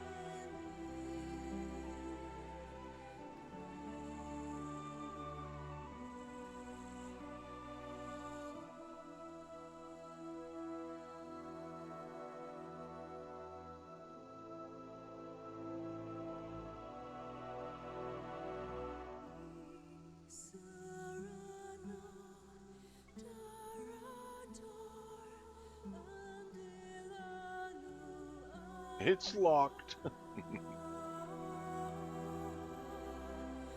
Even the dude's own voice is like pissed off and just like done with it. See, okay, so I just went in here. It says there's one behind it. Oh, I guess there's a little path behind. Well, let's try in here. Yeah, there's one in here. Okay.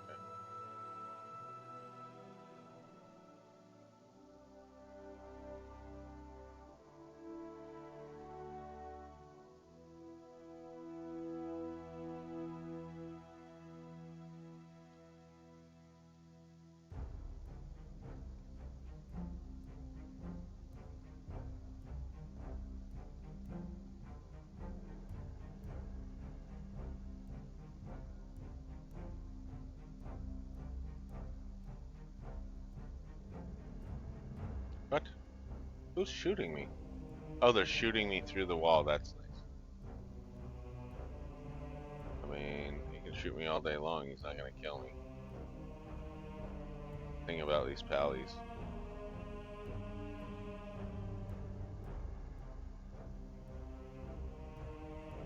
There we go. No wonder why they weren't line of sighting properly.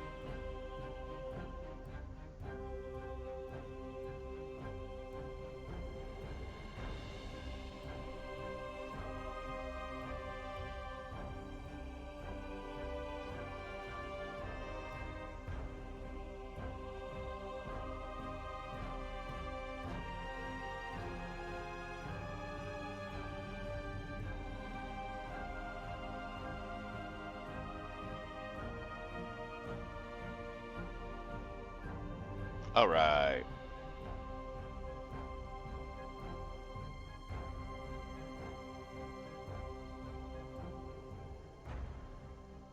I do remember these, like this quest line giving you a whole bunch of cool things. I think it does give you a good Hello, everybody. Welcome back. We main are hand at down the end, here or in off, the or lower to the end or bracket. It is something. the second to last series of the day as well. Loser knocked out of the tournament. The winner moving on to Championship Sunday to battle it out in the lower bracket, but the competition just keeps getting tougher and tougher down there, Ven. It is DXB versus Jamek Cleave, game number 1 in this elimination series. Yeah, gates are about to open here. We got DXB playing Rogue Mage Priest. All right, let's see. Jamek Cleave, they're going to be playing that Warrior Pharaoh Druid Paladin. So we'll have to see how DXB decides to open. Laner is going to start off in invisibility and cross the map here with Avizura. Let's see what they decide to do. Are they going to go after the Paladin? I wouldn't actually mind it if they can get cross crowd control on the Warrior. Razzle is not there at all. It looks like they will get the sap. Do it right away. It's going to be trading out his trinket. They're going after Gecko. It looks like an all-in. He's silenced. Is he going to be able to get off the pain suppression? He's behind the pillar. He gets the fear. Razzle trink's out of it immediately. Just going on a solo mission. I can't believe it. Gecko's just dead. Are you kidding me? What? Razzle just completely Wow. soloed him there. Absolutely insane pressure from that Feral Druid. Unbelievable. That is not what anyone expected to happen. No, This holy fast. crap, That I was I looked away for 40-second 2 long game or seconds. something. Absolutely insane pressure coming in here. I gotta redo that one. From the Kitty Cleave. Run that one back. Let's we're see gonna that see again. that back, like what exactly happened there. Yeah, It was because a that was big insane. berserk I didn't pop there, expect him to getting, drop that fast. Getting some work done. But I feel like usually when that happens, it's something that shut down the RM mastery. So that's what I want to pay attention to Gecko's RM mastery. So you get a nice opener here. The Feral gets several globals, and the Warrior connects. And look at that gag order silence. Gecko's already in so much trouble. Razzle trinkets out of the fear. 0.1. Goes aggressive, gets a bite, and then here, what does he do to this RM mastery heal? Yeah, he melds the rake stuns it, and that is always what kills priest teams, when you stop that RM mastery flash heal, because that's their biggest heal. If you stop that one, Gecko is going to be in just a world of trouble. And honestly, I feel like his teammates just kind of let him rot here. As soon as Razzle triggers that fear, nobody did anything. I feel like that's the Rogue Mage's cue to do something there. Like maybe they can go and just stun him out of position, get his bark skin, and then blind him or ring him, ring him, something. Because Gecko definitely needed help here after getting that trigger. Yeah, wow. You don't really anticipate that the Feral Druid is just going to solo your priest. Like if I was Gecko, he's probably like, I'm fine. I've got stone for him. Like, you know what I mean? Like, he's gonna get off his penance. He's gonna get off his flash heal. I don't Like, know the about communication that. could have just been like, I'm fine. I'm away. Don't worry. Just keep the worry off me. I won't die. And then that didn't happen. Yeah. Unlucky. So I don't know Razzle about doing a that. really good job getting that rake stun off, like you mentioned. They actually had really good peels on the Warrior though. So Yeah. I do. He got the Mortal Strike off though. That was a big problem. Yeah. Gecko had Mortal Strike all the way there. So That it was doesn't a little bit unlucky timing there. But we're going to Blade's Edge. A lot of people seem to like Blade's Edge in the Kitty Cleave, huh? A lot of comps seems to think it's good. Yeah. Blade's Edge is kind of a fun map. It's very chaotic. The only time I really don't like Blade's Edge is fighting Balance Druids because they get knocked off. And I also don't like Blade's Edge against Warlocks. Anytime I'm fighting a Warlock, this map is just not it for me. But yeah. Looks like XP, they're going to be choosing it. It's kind of like this map is an odd one because it is large in some sense, but also it's kind of small. Like if you end up just like all being stacked up on one side of the bridge, or even if you're dragging the Feral Druid and the Warrior to one side of the bridge and the Paladin has to play in the middle, like he is inevitably going to be crowd controlled. There's just really nothing he can do. Laners can go for Deep Freeze Sheeps, or he can go for, Pet Nova, Silence, Ring of Frost, and inevitably the Paladin will get controlled. So I think this is a good map pick here for DXB. Yeah, we'll see if they can work this into their advantage here. And see here what they can do against the Kitty Cleave. So I was spaced out. Was Asmo playing Holy Power last game as well? Yep. Okay. Because in the previous series, he was playing Shaman. Yep. So he's going to... I think actually... I'm pretty sure he mains a Holy Paladin, or he did in Wrath of the Lich King. He was a Holy Paladin main. So Shaman is actually his alt. So he's going to be even more powerful on the Holy Paladin, at least skill-wise. It's full form, yeah. Fully charged But up. I do wonder, though, why they opt for a Holy Paladin in this matchup. Maybe, I guess the Shaman just dies instantly? Yeah, it could be. A lot of the, actually, a lot of the Feral Warriors in North America, they all play Paladin. pretty much. Really? Paladin seems to be, yeah, the thing that is preferred. I'm not exactly sure why. I mean, I guess you get the freedom, you get the offensive bops, like, so you are going to play really, really aggressive. Like, ultimately, that blind on Adu, I think they could have actually just used Blessing of Protection on it. I think it was available, and they could have just completely destroyed Geku. Maybe in that moment he would have actually used like his barrier or pain suppression, but I feel like DXB, this need to be a little less greedy during these really aggressive openers, because inevitably, once you get through the Paladin's cooldowns, you get so much control of the match as the RMP. Oh, big opener here. The kidney shot, the trinket of the warrior right away into a full sheep. Counterspell onto Asmo, and here comes the gouge onto Razel. Zura seems to be all over the map.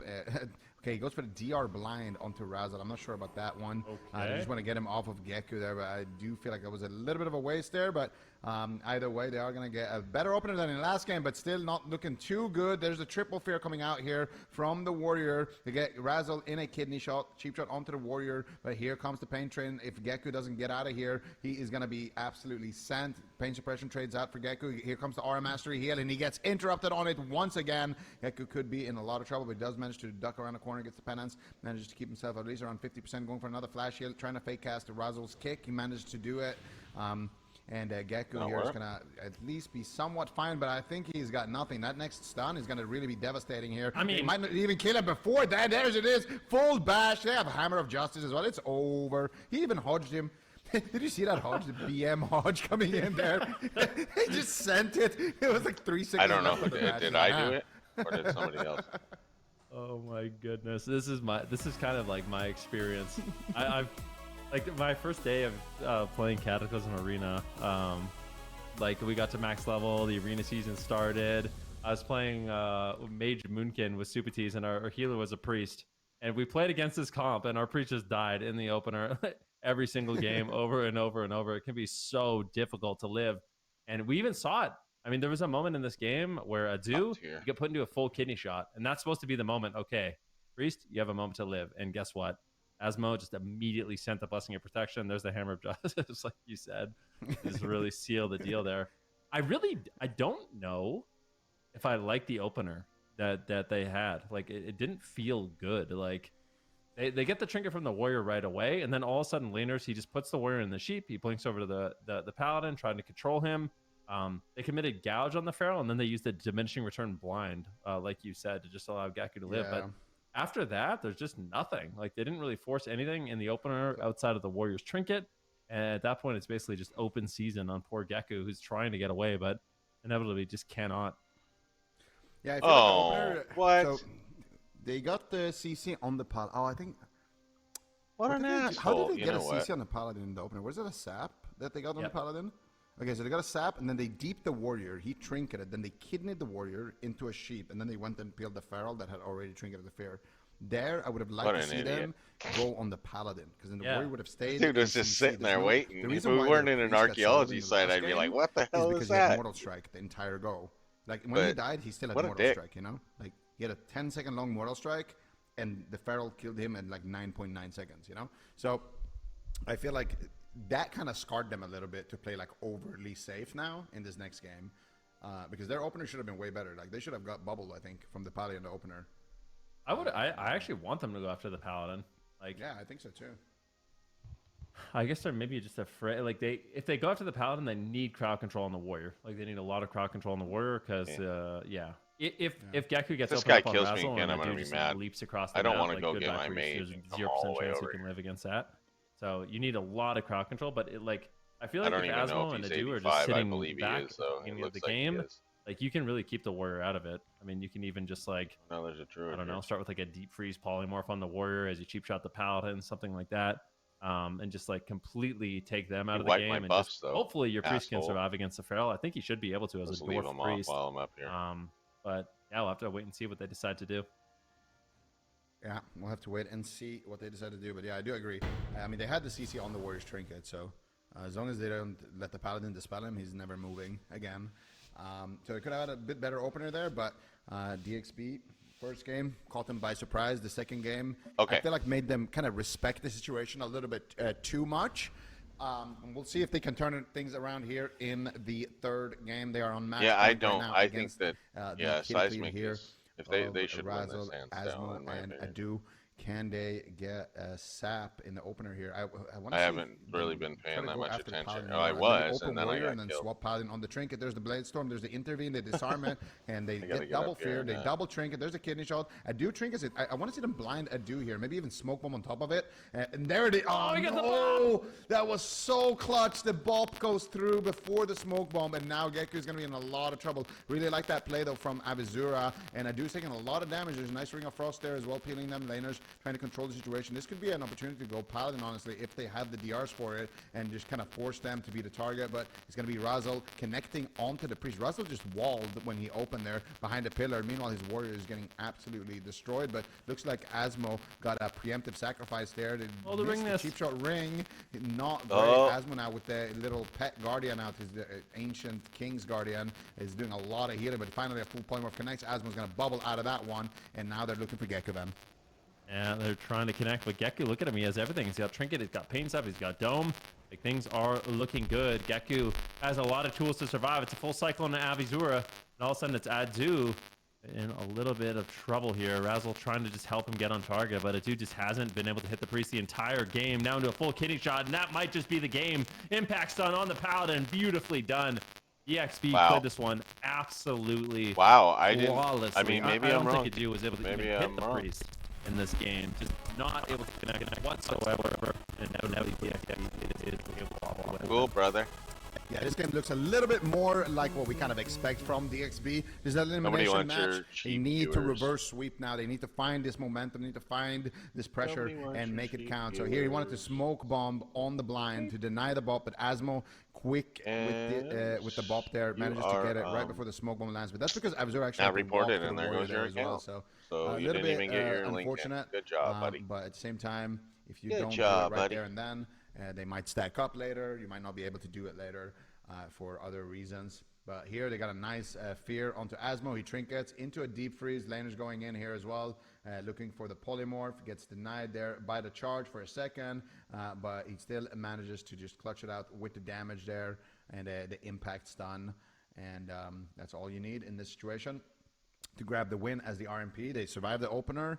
They survived all the paladin cooldowns. And then they get that moment where there is no cooldowns left and they can kind of just pick their target.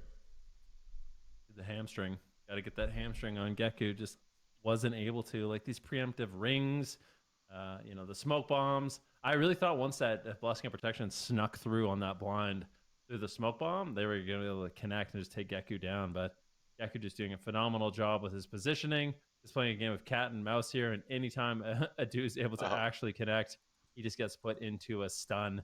It's got to be a very frustrating game as a warrior. Like, basically, if the warrior has uptime on the priest is dead. But you find yourself sometimes in this situation where you just can never hit your target, and that is incredibly frustrating as a warrior. Yeah, definitely. Really didn't able to get. I mean, you can see it on the damage on the damage meter as well. There, 120k. Probably most of that being on like the rogue and the mage. But they're gonna shake that off. Go to Ruins of Lordaeron, which is a great map for killing priest. It's also a great map for killing paladins. So I think no matter who's dying, I think we're in for a pretty fast game here between these two comps so far. Blink and you miss it. But we are going to see DXB locking in the RMP again. The Jmek Cleave thinking about how they want to approach this one. Most likely just going to be locking in the same thing. And there it is, the Kitty Cleave with the Paladin. And once again, it's going to be all about Geku. Can we get on Geku? Can we get the Mortal Strike? Can we get the uptime that we need? If we can take him down as the Kitty Cleave. If we cannot, then DXB is going to be able to get enough CC to force all the Holy Paladin CDs and take somebody down.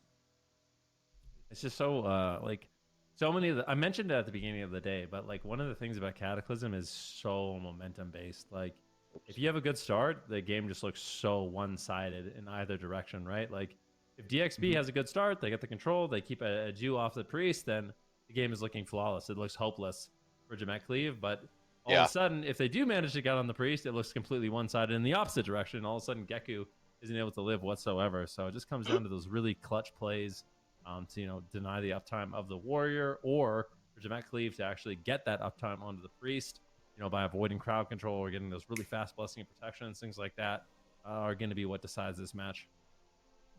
Yeah, absolutely. I mean, Asmo, he did a really good blessing of protection last game. He's going to need to kind of repeat that in this one. Make sure that his warrior actually gets on top of the priest. And we'll see. See what they can do here. Ruins of Lordaeron. I don't know, man. I didn't expect Kitty Cleave to be good into the RMP. At least not this good. But it is really brutal, actually. Warriors are so disruptive randomly in Kata. Like, they have a blanket, like they have a ranged blanket silence, physical. So Yeah, that silence. It's pretty is brutal, and also their kick. Like a lot of just these what, warriors, Sorrentis was talking about. they just charge you and first global kick you just to silence you for 3 seconds. And then they get their mortar strike up, they get their hamstring up, they get everything up, and start to get the pressure rolling with that. So it's pretty frustrating just getting charge kicked, and then like you have to blink because you get like rooted, and then you get full throwdown. He just heroic leaps after you. It's definitely Warriors definitely got a lot of tools in Kata, and they definitely know how to use them on the side of Adu. All right, a bit of a slow start once again. You can see Geku just positioned so far away. There it is. Nova, Silence, Ring of Frost on Asmo. Adu just a little bit of trouble here. Full kidney shot lands. He might just die on the opener. He's just going for it. I mean, the smoke bomb comes down. Adu's in trouble. He's got the shield wall up. He gets dismantled. They need to connect the heals, but he wants to get on target. And Geku, I don't know if he's going to be able to get away. I like this risky play coming in from the side of Jemekleave. If they can stay on this priest, I don't know if he's going to be able to recover. However, he's just sitting at full health. He still has his trinket. No Stormform available. It looks like he's going to be able to get away. Great control here for DXB. Yeah, and so far here comes the kidney shot smoke bomb. It might be over before you even know it. Big heals coming out from Asmo, but he's got no way out of the sphere. He's full feared. There's nothing for him. Full root connects onto Razzle. He's cross CC. Can they get a full sheep? They get a DR sheep, and I think a DR sheep is enough here for DXB to bring us all the way to game number 5. There's been so many game number 5s. And the RMP is not done fighting. They got such a good opener that game, and they rode that momentum all the way across the finish line. It's honestly unreal. Yeah, the biggest play in that game for me was Geku. We're going to see it. He gets a Master Spell on the bubble. So Adu, he's in a stun. Smoke Bomb comes down. Asmo, he goes for the Divine Shield. Or I guess he's already used the Divine Shield there. We'll see what ends up happening. I guess I was wrong. He didn't get the Master Spell, but let's see these final moments. So here comes a kidney shot. And are we going to see a smoke bomb? We see the smoke bomb. As well, he trinkets here. Okay, so he uses that the trinket, and then he runs into the fear. So you just have Geku basically sitting in the smoke bomb. It's like, okay, you want to get in the smoke bomb to go for the heals, but yeah, as soon as you do that, you're in the priest range for fear, and that's just the game. He gets polymorphed out of that, and if you're the warrior, I mean, that is just a really, really tough spot to be in. They went really aggressive. I mean, Adu, he ended up sitting the first stun and then just heroic leaping across the map at 10% health, just popping the shield wall, hoping that was enough to stay on target. But the control coming in from DXB, that's a lot really of clean these last 2 games.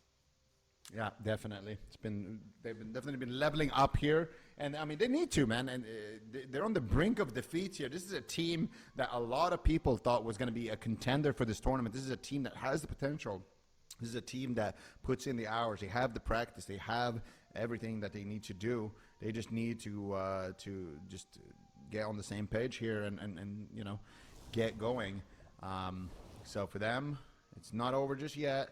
DXB, of course, going to be having to play this game on Ruins once again. It is Jemekleave's map pick, so they're going to lock in the Ruins once again. And DXB probably taking their time a little bit discussing the strats, but most likely we're going to see the exact same comps here from both of these teams. You think they're being a bit too one-dimensional with their strategy? If you think Jemekleave can do something else, like maybe go after the priest, or not, maybe go after the priest. No, not go after the priest. Go after the mage. Like, is the mage susceptible here at all? I think sometimes I take damage against this comp. Yeah, this is a comp that can kill you, but I remember farming. I feel like going after the mage. See, the problem, every time I play against Feral Druids, the main thing that I think about is they have very limited root breaks. So it just feels like if you live a certain amount of time, you get to a point where the feral is just like basically like a shitty version of like it's basically like a TBC warrior, you know? He can't connect. Oh, ever. I gotta come back up He here. just And kill all him. he has is one charge, and then you blink it, and that's it. You know, every time he's close to you, just cone him, and he's just stuck. You Nova him, he's just stuck. Pet Nova him, he's just stuck. He's just always stuck. You know, so I feel like that's the risk, right? If you can kill the mage before the game gets to that point, Yeah. you have a shot. But if you get to the point where the mage is going to start dragging Razzle into the room and root him there and ring him and just annoy him, that's when just all your pressure is just gone as the kitty cleave. So it's a risky strategy. It can work though. Well, I wonder. I feel like I would like them to just maybe go after laners, go after Avisur, just have Razzle peel the opener a little bit.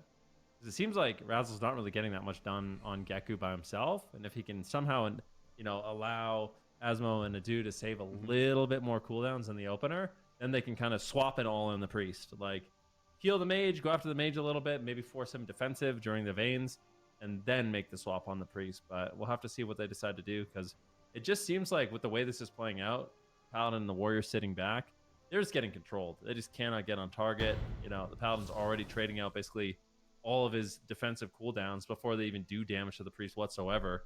And I wonder if like their game number 1 and game number 2 of victory is giving them like a false sense of confidence in the strategy that they have. Yeah, I mean, I do think that you're definitely onto something there. I think that Razzle should maybe open up onto Avisura.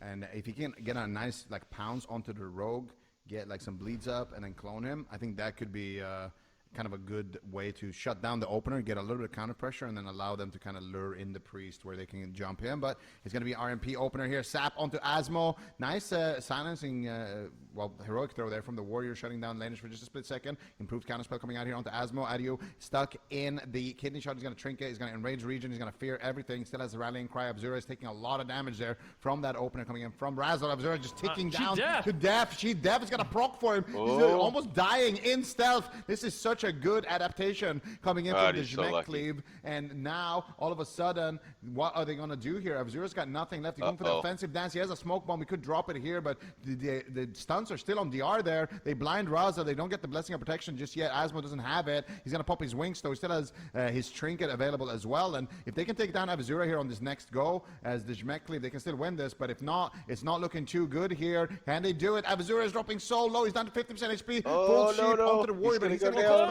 Full cyclone onto Geku. Heroic cleave comes in. There's the charge. And that is it. Jamek cleave find the win. Taking down the rogue here. Completely surprising everybody in this game number 5. And they will advance to Championship Sunday. There it is. Jamek cleave bringing in the kitty, the warrior feral paladin, looking really good. I love the strategy adaptation, mixing it up, going after the rogue. I think it's a good thing to do. I just like the previous games, it just seemed like they just couldn't hit the priest. They were just overextending themselves way too much. The strategy ended up being a lot better. See Avisur just under so much pressure. I think this is where they actually get the cheat death from him. So evasion has to come through. Look at how low on health Avisur is. There's the cheat death. Got the combat readiness. He goes for the evasion. He's already traded out his trinket. He's just stepping away, realizing how much danger he's in. But this is where DXB completely overlapped all their defensive cooldowns and basically had nothing left at this point forward. Really, really nice blessing of protection here. So there's a cheap shot on Aziu. Immediate blessing of protection. He cancels it. And that's when they can continue this pressure here on the Avisura. So that's like the one benefit of the Paladin is you have an extra physical break with that blessing of protection. Unfortunately, you have to cancel it immediately or the mage just spell steals it, but it allows you to keep up these really aggressive strategies. Yeah, I really wonder how much PvE gear was Avisura rocking here in this one, because it looks like he was wearing quite a bit. It definitely like in that opener, it looked like he was definitely taking a lot of damage. He actually wasn't even wearing that much. He's wearing one. Let's see here. Yeah, not that much. Just 5 pieces. No. Okay, he's wearing 5 pieces. It's not that much, though, is it? He's wearing 2 PvP trinkets. It's all relative. I mean, yeah, it's all relative. Are looking good, but yeah, it's. I actually don't think his resist was that low with the way he set up his character, but yeah, it definitely. You know what it was? he popped combat readiness and they didn't stack it because you have to auto attack into combat readiness before it stacks. They just bled him and just let him rot. Okay. And also the PV gear, the 5 pieces. Yeah, probably a little bit. All right, He's well, sticking to Jamek it. Cleave, they're going to be living to see yet another day, moving themselves into the European lower semis. So we'll see that play out on Championship Sunday. They, of course, will still be waiting for an opponent. We can take a look at the bracket, how it has formed so far. You can see they're going to be playing the winner of this next up series, the last one of the day as well. We'll be sending another team home, and then we'll be sending a team forward to face off against the team that we just saw win this series in the form of Jamek Cleave. So it's going to be either Pump or Be Pumped versus TY. Both of these teams are here down in the lower bracket facing elimination as well, Ven. And they've just got a couple more games in this lower bracket if they have any hopes of making it to the grand finals.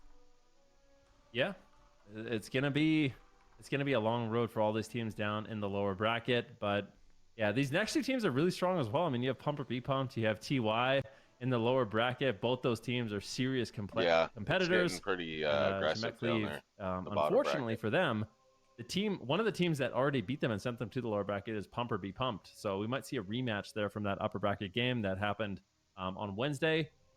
So I wonder if Jamek Cleave at this point is going to be cheering for TY in this next series. Yeah, I'm curious as well. Well, we are going to be heading into a break. Before we do that, of course, we're going to do another spell guesser here, and we have not been good at these so far today. I think Suitcase is... We've been really good. We just got both of Zico and I just. Yeah, you're right. Okay, that last one was redeeming. Okay, my bad. I recant my statement. Okay, you guys have been doing fabulous, and we're gonna do fabulous on this one again. Combustion. Lock it in. Whoa. I was gonna say Frostfire, but think about it a little bit what more. are the Frostfire spells? Combines all periodic fire effects for, oh my goodness, it's improved combustion. Oh, they're throwing in retail abilities. Retail too. This is classic combustion. Yeah. Classic. Fiery combustion. I don't even think that's a thing. No, it's not. Improved combustion. Not a thing. It's making things up. Combustion on retail just gives you like 100%. I thought improved combustion with your with the glyph, right? Pyro spam. This takes your periodic fire effects and combines them for 10 seconds, 2 minutes CD. It's combustion classic. Lock it in. Final answer. Yeah, of course. That's what I would say too. Oh, sure. Oh, sure. I don't believe that guy. He's just saying it. Fiery payback, the talent. That's fiery combustion. Is that fiery combustion talent? That's a classic. I think they're trying to trick us with all the. I don't think fiery combustion is even a thing. I think they literally made these up on the spot. Yeah. Okay. He probably did. Hey, you're not allowed to second guess yourself. All right, let's see what it is. Combustion locked in. Oh, we got it. We're insane. Oh, wow. I'm not gonna lie. I think they made it really easy for you and I, Zico. Like arcane missiles, combustion. I'm going A. Final answer. A. Yeah, lock it in. It's A. And trick us with these recolors. What are these things? It does look a little yellow. Yeah, it's orange on the right. That one's tricky though. And then they made I don't know. I know that those two. You locked that one in too, didn't you, Zico? No, you were saying they're making them too easy for us. Oh, I see. Yeah. Yeah, that one's like a. And then we both instantly got it wrong. I could be colorblind, and that one's not fair. Like, you know. Could gaming be. monitors sometimes Probably not though. Colors, so there's that too. I don't know. Either way, we're going to be heading into our last series of the day. We're going to go to a break, of course. Before we do that, we're eliminating one more team before we head into Championship Sunday for EU. Of course, that doesn't include Saturday's North American game. So, to a break. Pump or Be Pumped versus Thank You. TY coming up next. This is one of the quests that they should have just made it where it gives it to you, on the go, instead of like having to run back down at the bottom. I mean, I've done it a million times. I still don't mind the running back and forth, because you just jump down. Usually if you're not, whatever, you have to clear your way back up. Like if you get dismounted and stuff, that could be dangerous if you're a mage or something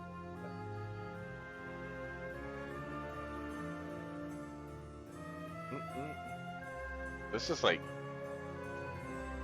Christmas musical music. Like where they set up the thing, like in the plays. Maybe it's not Christmassy, I guess. I was thinking like Nightmare Before Christmas a little bit, but or Nutcracker.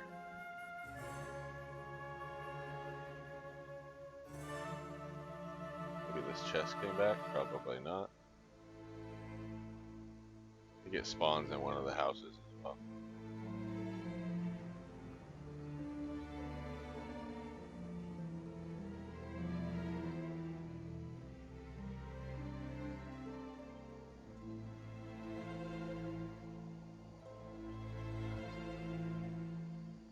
Wait, that's cave. Wrong cave? Yeah. Where does that cave go to then? Like what is the difference between... I don't remember that cave doing anything. Why would they put that in there? Because there's this cave here, I remember that one.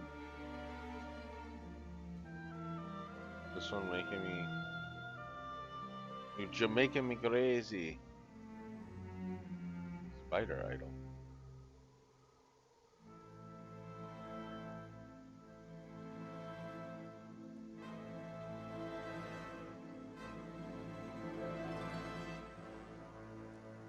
Pocket lint. Nice. One of these is gonna have a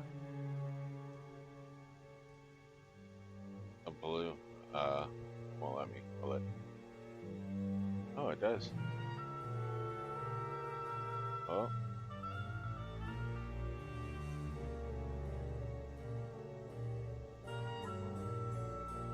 You know that, like, if I was designing a game, I would put one on one of the farthest ones away because nobody's gonna go and try and get the farthest one away. I don't know if there's a trick or not, so I'm just gonna loot them. I don't care.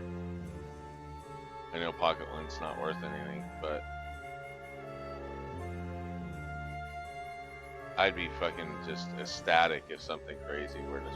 I mean, somebody would have found it, and you know what I mean, but maybe there's like a roll, you know, like a random chance of getting it.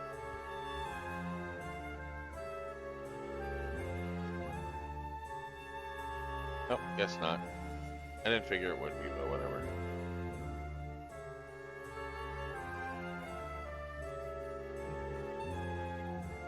Okay, so that's it?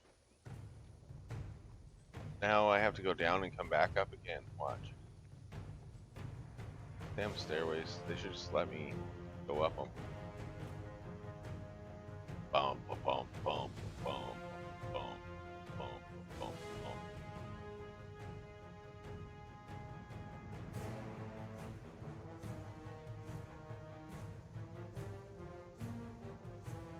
Whee!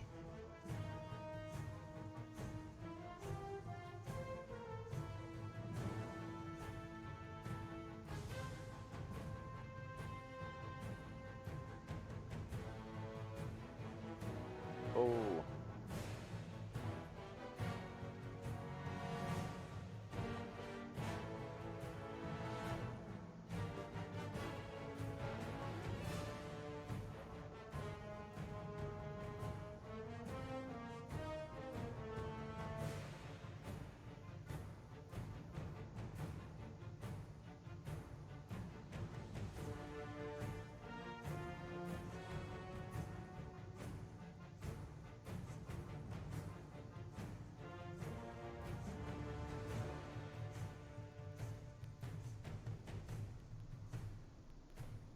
Yep. That's it? I thought you got like a... Maybe the daggers would have... I don't know, but I thought you got like some great blue or something. You don't get crap anymore, apparently. I mean, that's good. It's an upgrade.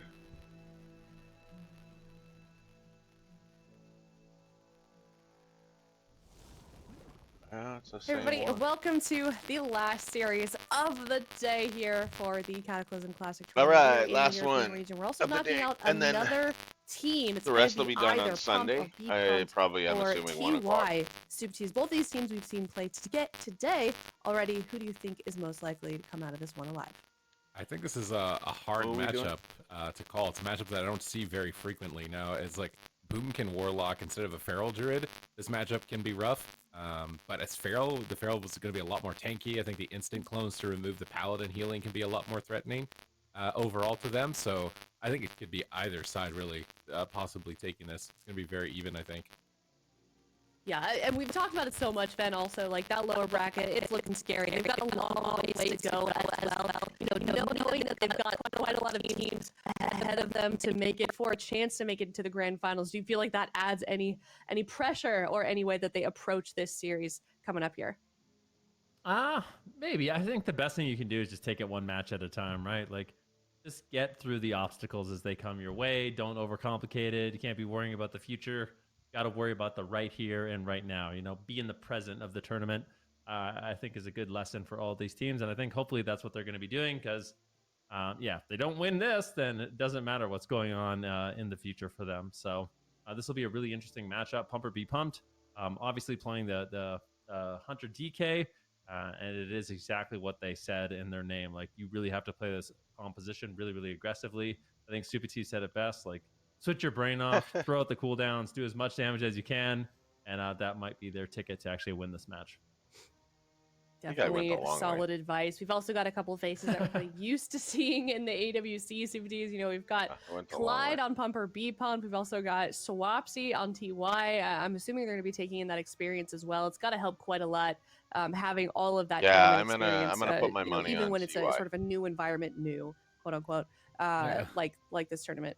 I also like that we've got kind of like the more classic-oriented players that have been focusing on that solely, and then retail players that are trying to cross over and do both, and seeing those two sides clash with each other has been very entertaining. I'd say this one's a little bit more close to kind of like almost more retail. It's a bit of a mix on both sides. So it's very interesting to see like what compositions they think are the best, and what they've come up with theory crafting, and then actual play. And how they're able to excel specifically in the games. It's a very interesting dynamic between both of those types of players moving in here. So this is a heavy cleave composition. Swapsy did a great job navigating against the Feral Hunter composition, but I do think that Death Knight can be a lot scarier, especially with the Death Grip to reposition you after your port. It's a lot harder to get into positions of line of sight, and the Paladin healing is really high. So if they're not able to properly control Clyde, I think it's going to be difficult for them to get pressure. The spider. I would have had to gone into the other. All right, here we go. They're going to be moving forward. Cervantes getting pounced here immediately as they try to just slow down this push onto Swapsy, who is most likely going to be the target in this game. Cervantes now into a Cyclone. He just trinkets out, wants to get the damage rolling. Bash now onto Ludix. Great defensive peels here coming in from Scrappy. He gets a stun, the Cyclone on Cervantes. He gets a stun on Ludix, getting those trinkets out of the way. Beautiful Howl of Terror comes in. It's going to get feared up with Cervantes. He does have the anti-magic shell. Looks like he will just actively trade that out and continue to try to just get on target. But every one of those Howl of Terrors, especially if they're followed up by a Hex, is going to be devastating for Pump or Be Pumped. Yeah, but Nature Swiftness is down in this position as well. They got through all of Cervantes' cooldowns. They have pressure on Ludix. So this is really good right now for TY. If they can connect some pressure here. Icebound Fortitude is just faded. They Cyclone up the Death Knight, preventing his connection here. Clyde with a nice little rebuke here, playing next to the Warlock, trying to interrupt him while his Death Knight is Cycloned. As Swapsy ports back, Cervantes gets rooted by the Feral Charge of Scrappy. He's doing a great job with that bear form root, both offensively in the last series, now defensively, from preventing the Death Knight from reconnecting. And there's that Howl of Terror. Can Kisnu get in position for a Hex out of this? It doesn't look like he's going to be able to. He's too far away, but they might not even need it. As Clyde is trying to sit through, they get a Cyclone instead. Scrappy's trying to Cyclone his Trinket. He's not going to find it here. Cervantes' anti-magic shield absorbing damage. They're going to swap to the Hunter, get some bleeds onto him as well, and split their pressure, possibly forces deterrence. He's getting very low at the moment, being incredibly greedy. Main stun comes through. Bloodstream Protection instantly removed. Nice purge, I think, there by Kisnu in that position, but Bloodstream Protection got the value, removed the bleeds. Now they're switching back onto the Death Knight. Swap after swap. DY are trying to keep up their aggression. Yeah, let's see if they can stay on target. Full trap finally landing here onto Kisnu. He's got no trinket. Swapsy just portals away. He's line of sighting Cervantes the best he can, but they are finally on target. And this is where things get spiral out of control, but a beautiful Howl of Terror once again. Clyde immediately trinkets out of that to keep Cervantes aggressive and on target. Swapsy just going for drain lives, but gets shrunk down there by that Chimera shot. Big burst from the Hunter, and all of a sudden the game is not feeling too stable. Swapsy's going to have to use that portal, that demonic circle, to get away. He's in the middle of the map right now, but wants to hold on. Bad Manner lands onto the Shaman. Do they have a follow-up trap? Scatter into a potential trap here. Swapsy already kind of preemptively running, but Terra is here going to it be comes. available It's gonna shortly. come If he down can land to it. that triple, it's going to be huge for his team. Ooh, that pet's empowered. It's on Swapsy at the moment. Clyde gets Skullbash from Scrappy. He's trying to do his best to carry the team. Cyclone on the Death Knight looking to finish Ludix as he gets stunned. He trinkets the stun. He doesn't have a lot of options. They silence the Warlock, trying to slow down his aggression as Clyde is repositioning away from Scrappy's potential Cyclone behind the pillar here. He's just line of sighting, trying to buy time, but Scrappy lands another Skullbash into a Howl of Terror, and this could be lights up for the Hunter as he disengages away. Scrappy in hot pursuit, looking to close this game out. Can he drop him? No. Clyde gets a huge heal on the back end of his Divine Shield. They're going to Cyclone Ludix and prevent his damage moving forward, and then switch back onto Cervantes as you see Swapsy port away from him, looking to get a full stack of bleeds onto Cervantes. No Icebound Fortitude. We see Dark Sim. He's trying to steal a Cyclone. Scrappy gives him a Moonfire before going for the Cyclone, so really good awareness on that Dark Sim. Now Skull Bashing to reconnect onto the Hunter, using that both as an interrupt but as a reconnect tool as well. He gets into Bear Form, Survival Instincts for the Freezing Trap. Playing a good defense here. Swapsy sneaks in a full fear. No trinket, no divine shield. This could be it for Ludix. Cervantes doesn't have a lot for him either. He's caught into a Howl of Terror. Another fear from Swapsy. Kisnu's in position, looking for a Hex, but he gets silenced. Is it going to be enough? Can he save Ludix in this moment? He gets fully Hexed, and I think that should be easily it. Cyclone comes through, but no deterrence. He's going to die to Dots. A couple more ticks and a full Cyclone. This CC chain from TY is just endless.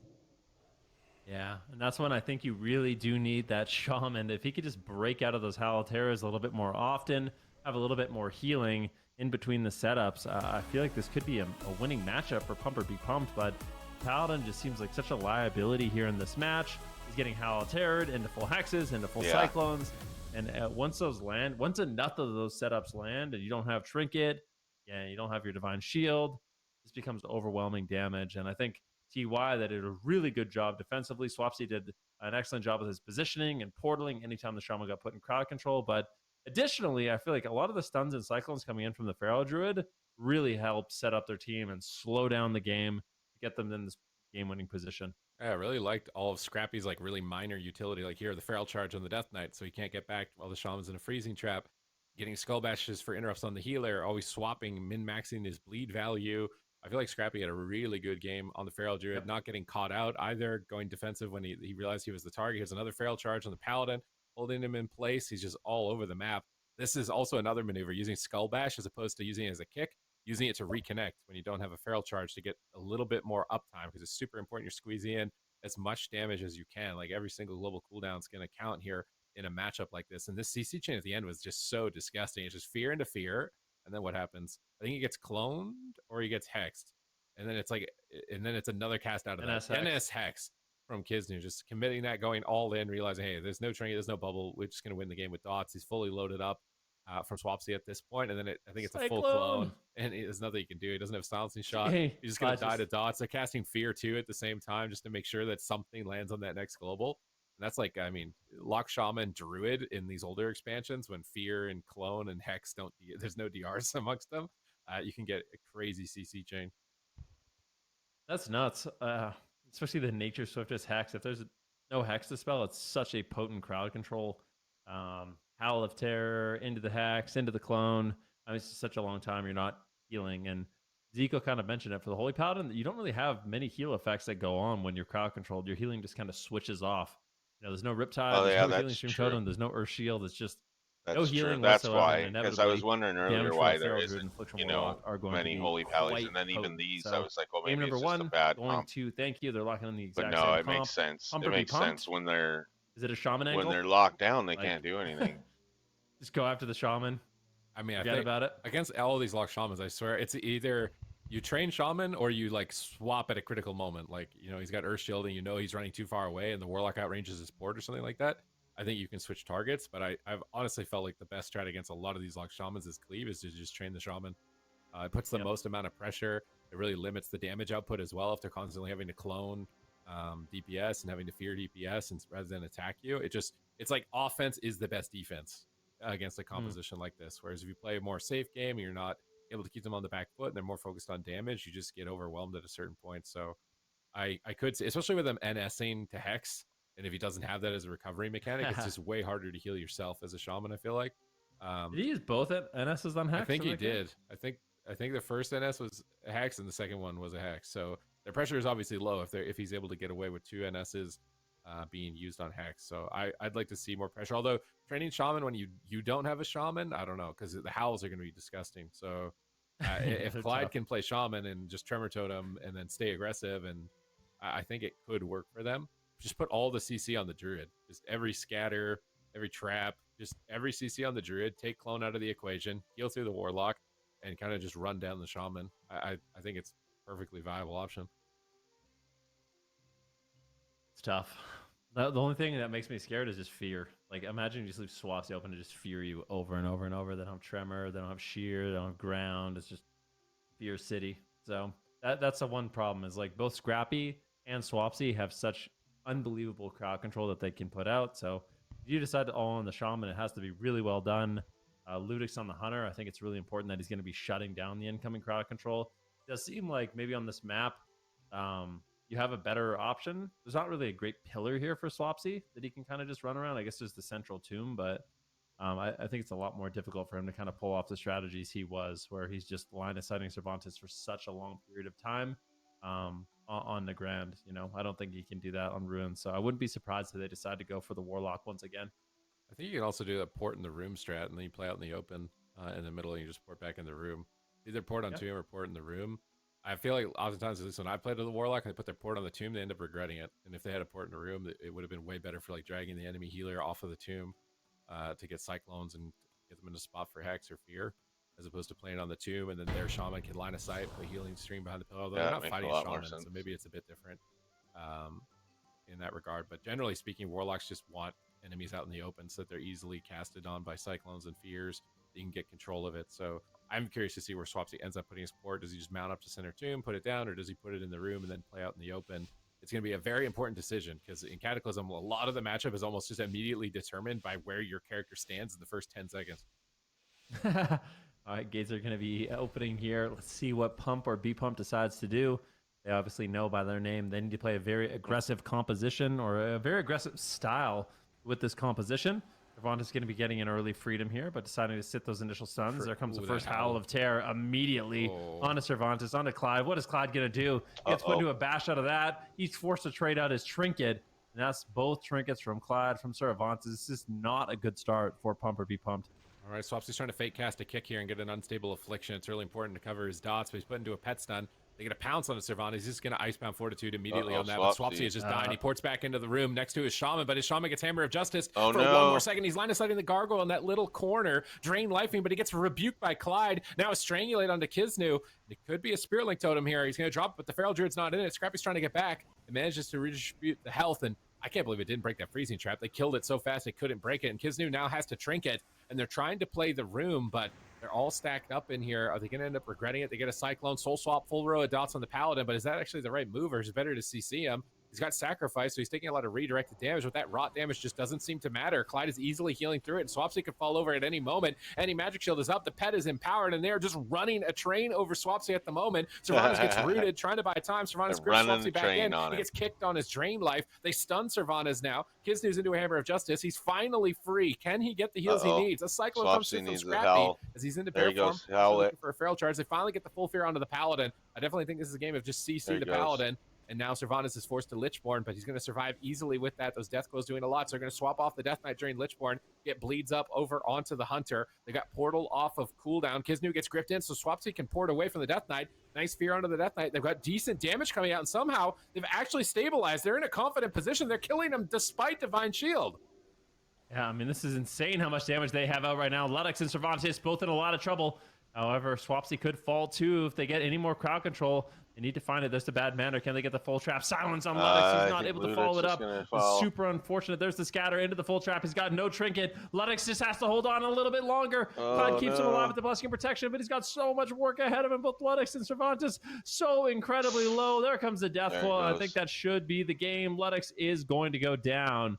And although a very scary start there for handy Swapsy, having look. I mean, look how good Swapsy is out of on the that. way, just allowed them to inevitably that lock. land that That's crowd why control. I picked them, because He's he's freaking amazing on that lock. 2-0 in this series. Scrappy just had crazy peels. I feel like everything at that one moment with Scrappy, like, just getting a root, so Cervantes isn't in melee range, limiting the necrotics. Like, everything was scrappy in the middle of the game. I But think as far as if control, they it was can just that get critical moment where Swapsy Swapsy down, ports in, they and it almost literally had him takes down. what feels like a minute to That actually was recover from his so close. push. That would have been game Because changing. Kisnu gets They would blue have had it. silence, then he drops the Pretty link, sure. and then he has to trinket a trap just a second later.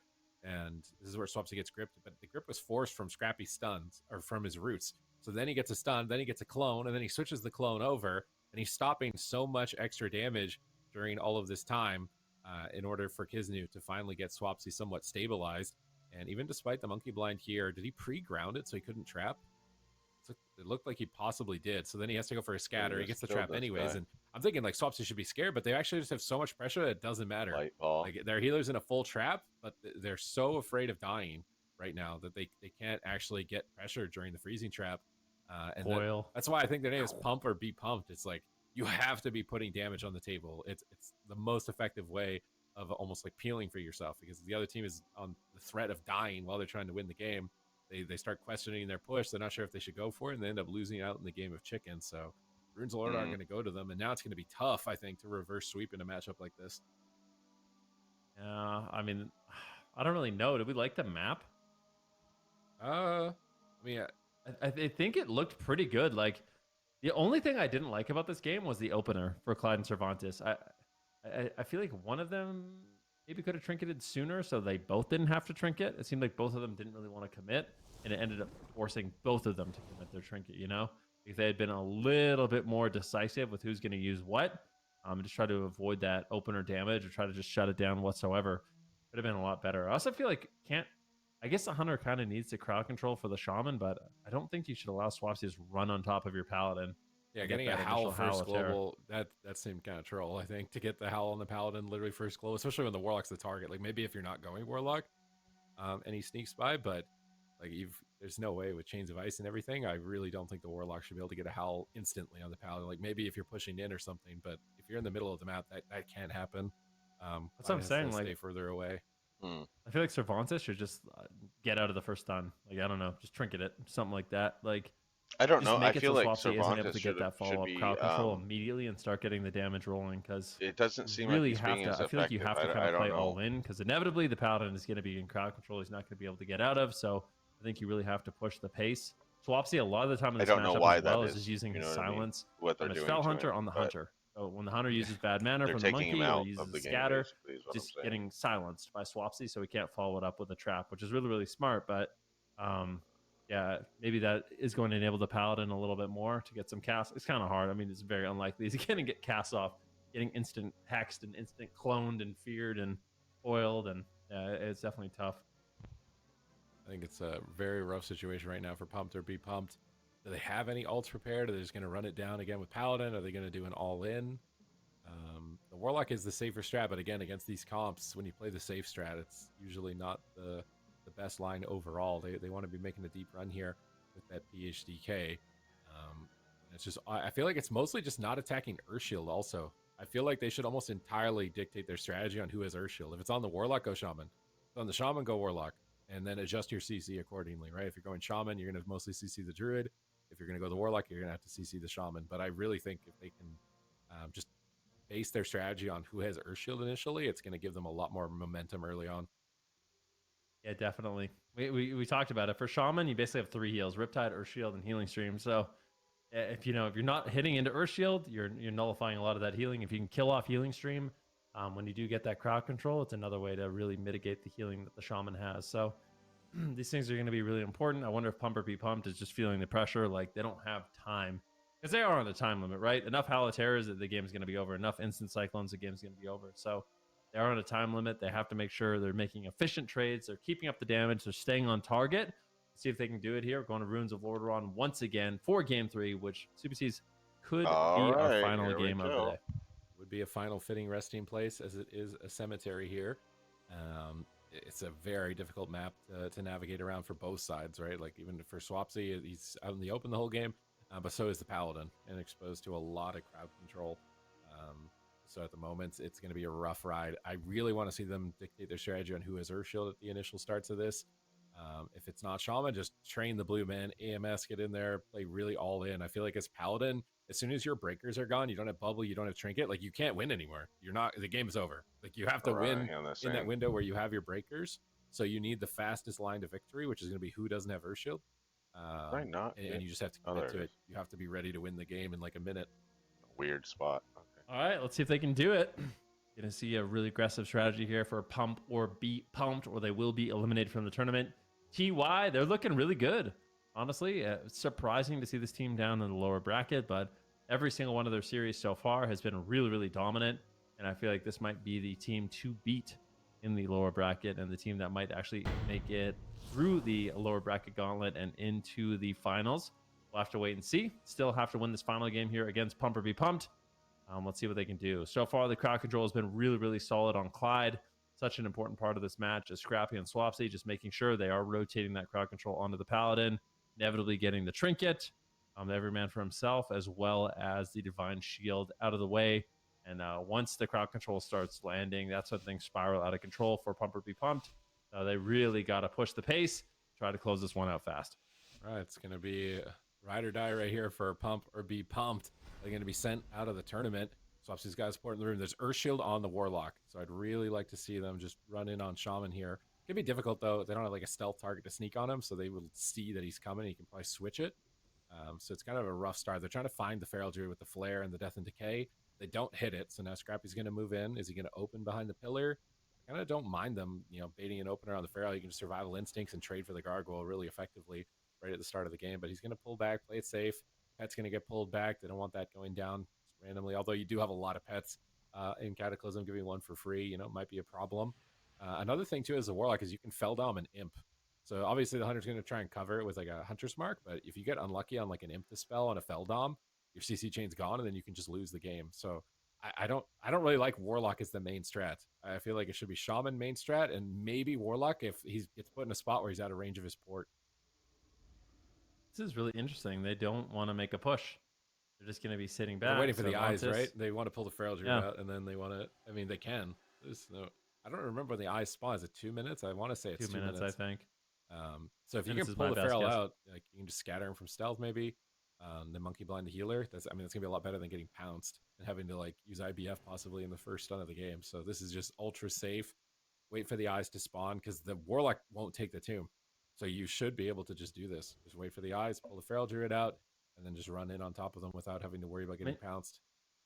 Yeah, I mean, we talked about kind of the pacing of this game. It literally can come down to who is one setup ahead. All you need is one setup to win the game. So if they can deny this first setup, they could end up winning. Cervantes gets the eye. Is he going to move forward? What is he doing? He's sending in his pet. And now his pet's Yeah, in I think I combat. will go quest. Can't mount again, and he picked up It's the good eye. for I don't- Valleys. Did he mean to dismount? Because of the exorcism and stuff. Or maybe he thought Doesn't the look like Feral there- was closer or something, but now that's one shadow side down. And did he not see where the Druid was at all with that? See Pulling what the kind of pet back into recipes the they pit, have, gonna just too. build what is going on right now? If Argent Dawn's worth it, or I don't even know at this point. I thought for sure he was going to run with the eye, but now they're going to have to. All right, are they wait gonna for it start yet respawn now? Again, or they're going to have to take that forward eye, but then they're going to run Gates into the have Warlock's opened. line. Gates have opened. Are we starting again? Just pretend that didn't happen or something? Yeah. All right, gates have opened. Let's see what these two teams decide to do. Keep in mind, there's no dampening in this game. Like, there's just no dampening.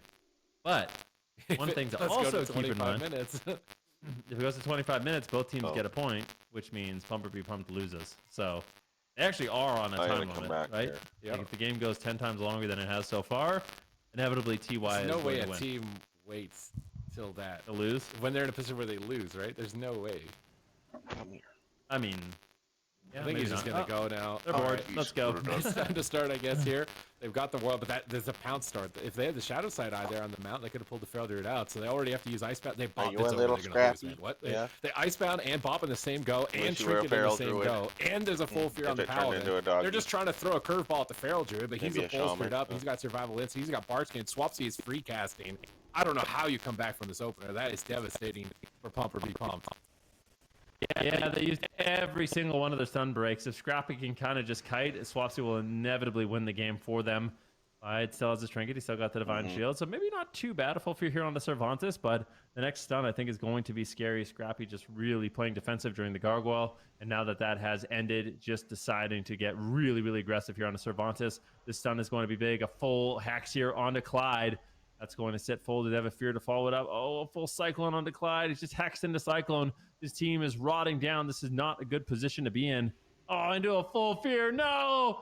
No, Clyde, he can't control his character. Cervantes is in so much trouble. Anti-magic shell Uh-oh. comes in. Another fear to follow it up. Clyde has not played the game in the last 30 seconds. Full cycle now to Cervantes. He still cannot See, connect the poor heals. Clyde. Let's see I what feel they have. bad Divine for him. Shield finally going to be landing. Divine Light being cast out here by Clyde. It's a huge heal for his team Oh, as yeah, they it do get is. stable. But I wonder if Clyde just sitting Feel too bad much for him. crowd He's getting control in the locked opener, up inevitably left having to use and the Divine right. Shield, and his team just has no That pressure. dude's And right. I it mean, looks like they're he's just going to outright playing the lose. pally is Cervantes, I just don't know if being he's going to a be able to hold liability. on much longer. Clyde into another Cyclone. he's a good Cervantes pally, at don't get 1% me health. wrong, And but- will... is he going to live? Drain Soul? No, the Drain No, Soul's too it's much. done. Completely overwhelmed. And that was not the best game for Pump or Be Pumped. I feel like TY, that was super dominant for them. Yeah, that looked like a rough game. That is a throwaway game, unfortunately for them. And now TY, though, they get the 3-0. They're going to advance. They got to fight a kitty Swept cleave, him. though. Now, if there was a combo Now that's kill a with good. Shaman, That's a good I'm freaking going to match. probably say that it's a Feral and a Warrior, and that could be easily their toughest opponent so far in this tournament. It's going to be all about can you beat the Cleaves, it seems like, throughout today. And so obviously the only Warlock team, even despite the original Cataclysm tournaments, we had like every single flavor Yeah. of Warlock Shaman, right? I think Yeah. at lands it was like Rogue Lock Shaman, we had Boomkin Lock Shamans, we had Shadow Priest Lock Shamans, I think there were DK Lock Shamans. Like in the original Cataclysm was all Lock Shaman X. Shadow Priest Lock Shaman. Yeah, and now this time around it seems like Hunter seems to be like the class to be, at least in the European region. Yeah, we'll have to wait and see if that trend continues tomorrow in North America or what exactly we are going to see. But you can see here, Clyde, this is when I'm screaming, like, no, Clyde, please help. He's been hacked, Yeah, cloned, so into tomorrow will fear, be into fear, the and NA finally pops a version. Divine Shield. As soon as Divine Shield lands, And Spell then, Lock comes in, and this is just one of the downsides and of then the Paladin. Sunday's the Now a championship full Sunday. Cyclone, and it'd be really frustrating for Cervantes and Ludix. Your healer's just in endless crowd control. You really can't do too much about. They do actually have decent pressure here onto Scrappy, but just don't ever get the feeling that he's going to go down. He always has his frenzied regeneration, and inevitably Cervantes just goes down. They'll have an interrupt for the Drained Soul, then execute, and that will end up closing out the game. Yep. All right. What a way to end She's the all like day waiting as to like come in. well. A nice little 3-0.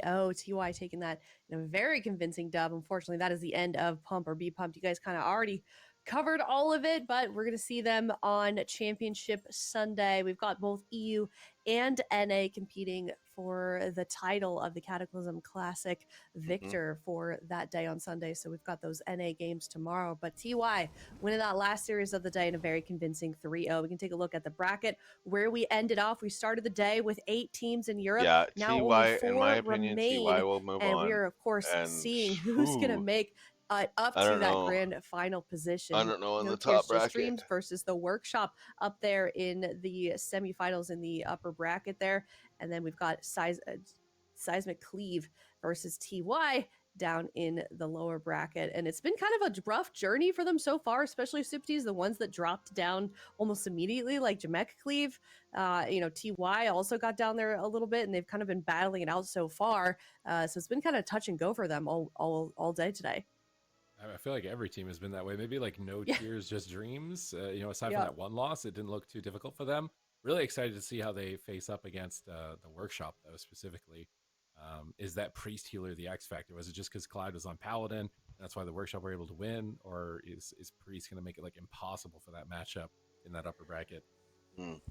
Yeah, a lot of questions that we can Lot only of answer questions, as we yes, get into very. Sunday. But that's We EU, are and that is how we are questionings. ending off the day. So super excited to Yes. see how those games will be concluding. Okay. But Saturday, we're going to be moving on over into North America. We can check out the bracket. Couple of returning teams, Void GG. We've got Team Liquid as well then. And then, of course, we've got Old Men up there in the upper bracket. And then as well as Vindictive. Yeah, lots of really strong teams. Old Men, of course, is going to be Snuts, Cubsy, and Chin. Ooh, El A Classic. powerhouse roster, It's the yeah. old school Cloud9.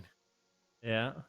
But they're going to be going up against Void GG that has Wealthy Man. So they're going to be my God. immediately going head-to-head It's with all of Wealthy Man Cloud9 in Nick this series. and Joxy. Yeah, that's an interesting one. You've got Liquid, obviously a household name, Mez, Sidu, and Shrill, bringing in some really interesting compositions, playing that Ret Death Knight with Sidu backing up Mez and Shrill.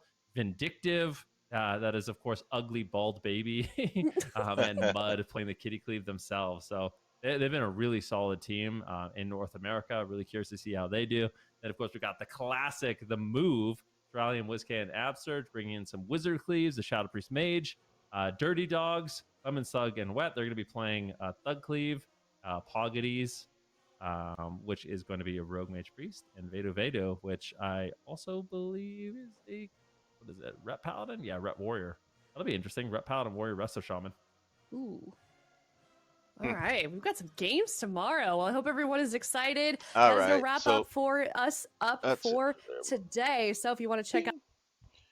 All right, guys, and I'm going to go ahead and jump off here for the night. I got to take care of the dogs and stuff, and so rather than take a break and come back just for a little bit longer, I'll just go ahead and end it here.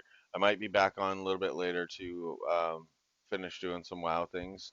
I'm not sure. We might be doing a PvP event tonight, so if I do, I will stream it. If not, then I won't.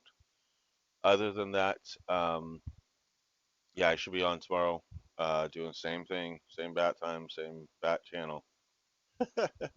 So I appreciate everybody that stopped in and lurked and hung out and all that kind of stuff, minus the nudie people and the free bot things, but that's okay. All right, guys, you guys take care, and I will see you tomorrow, hopefully. Take care, guys.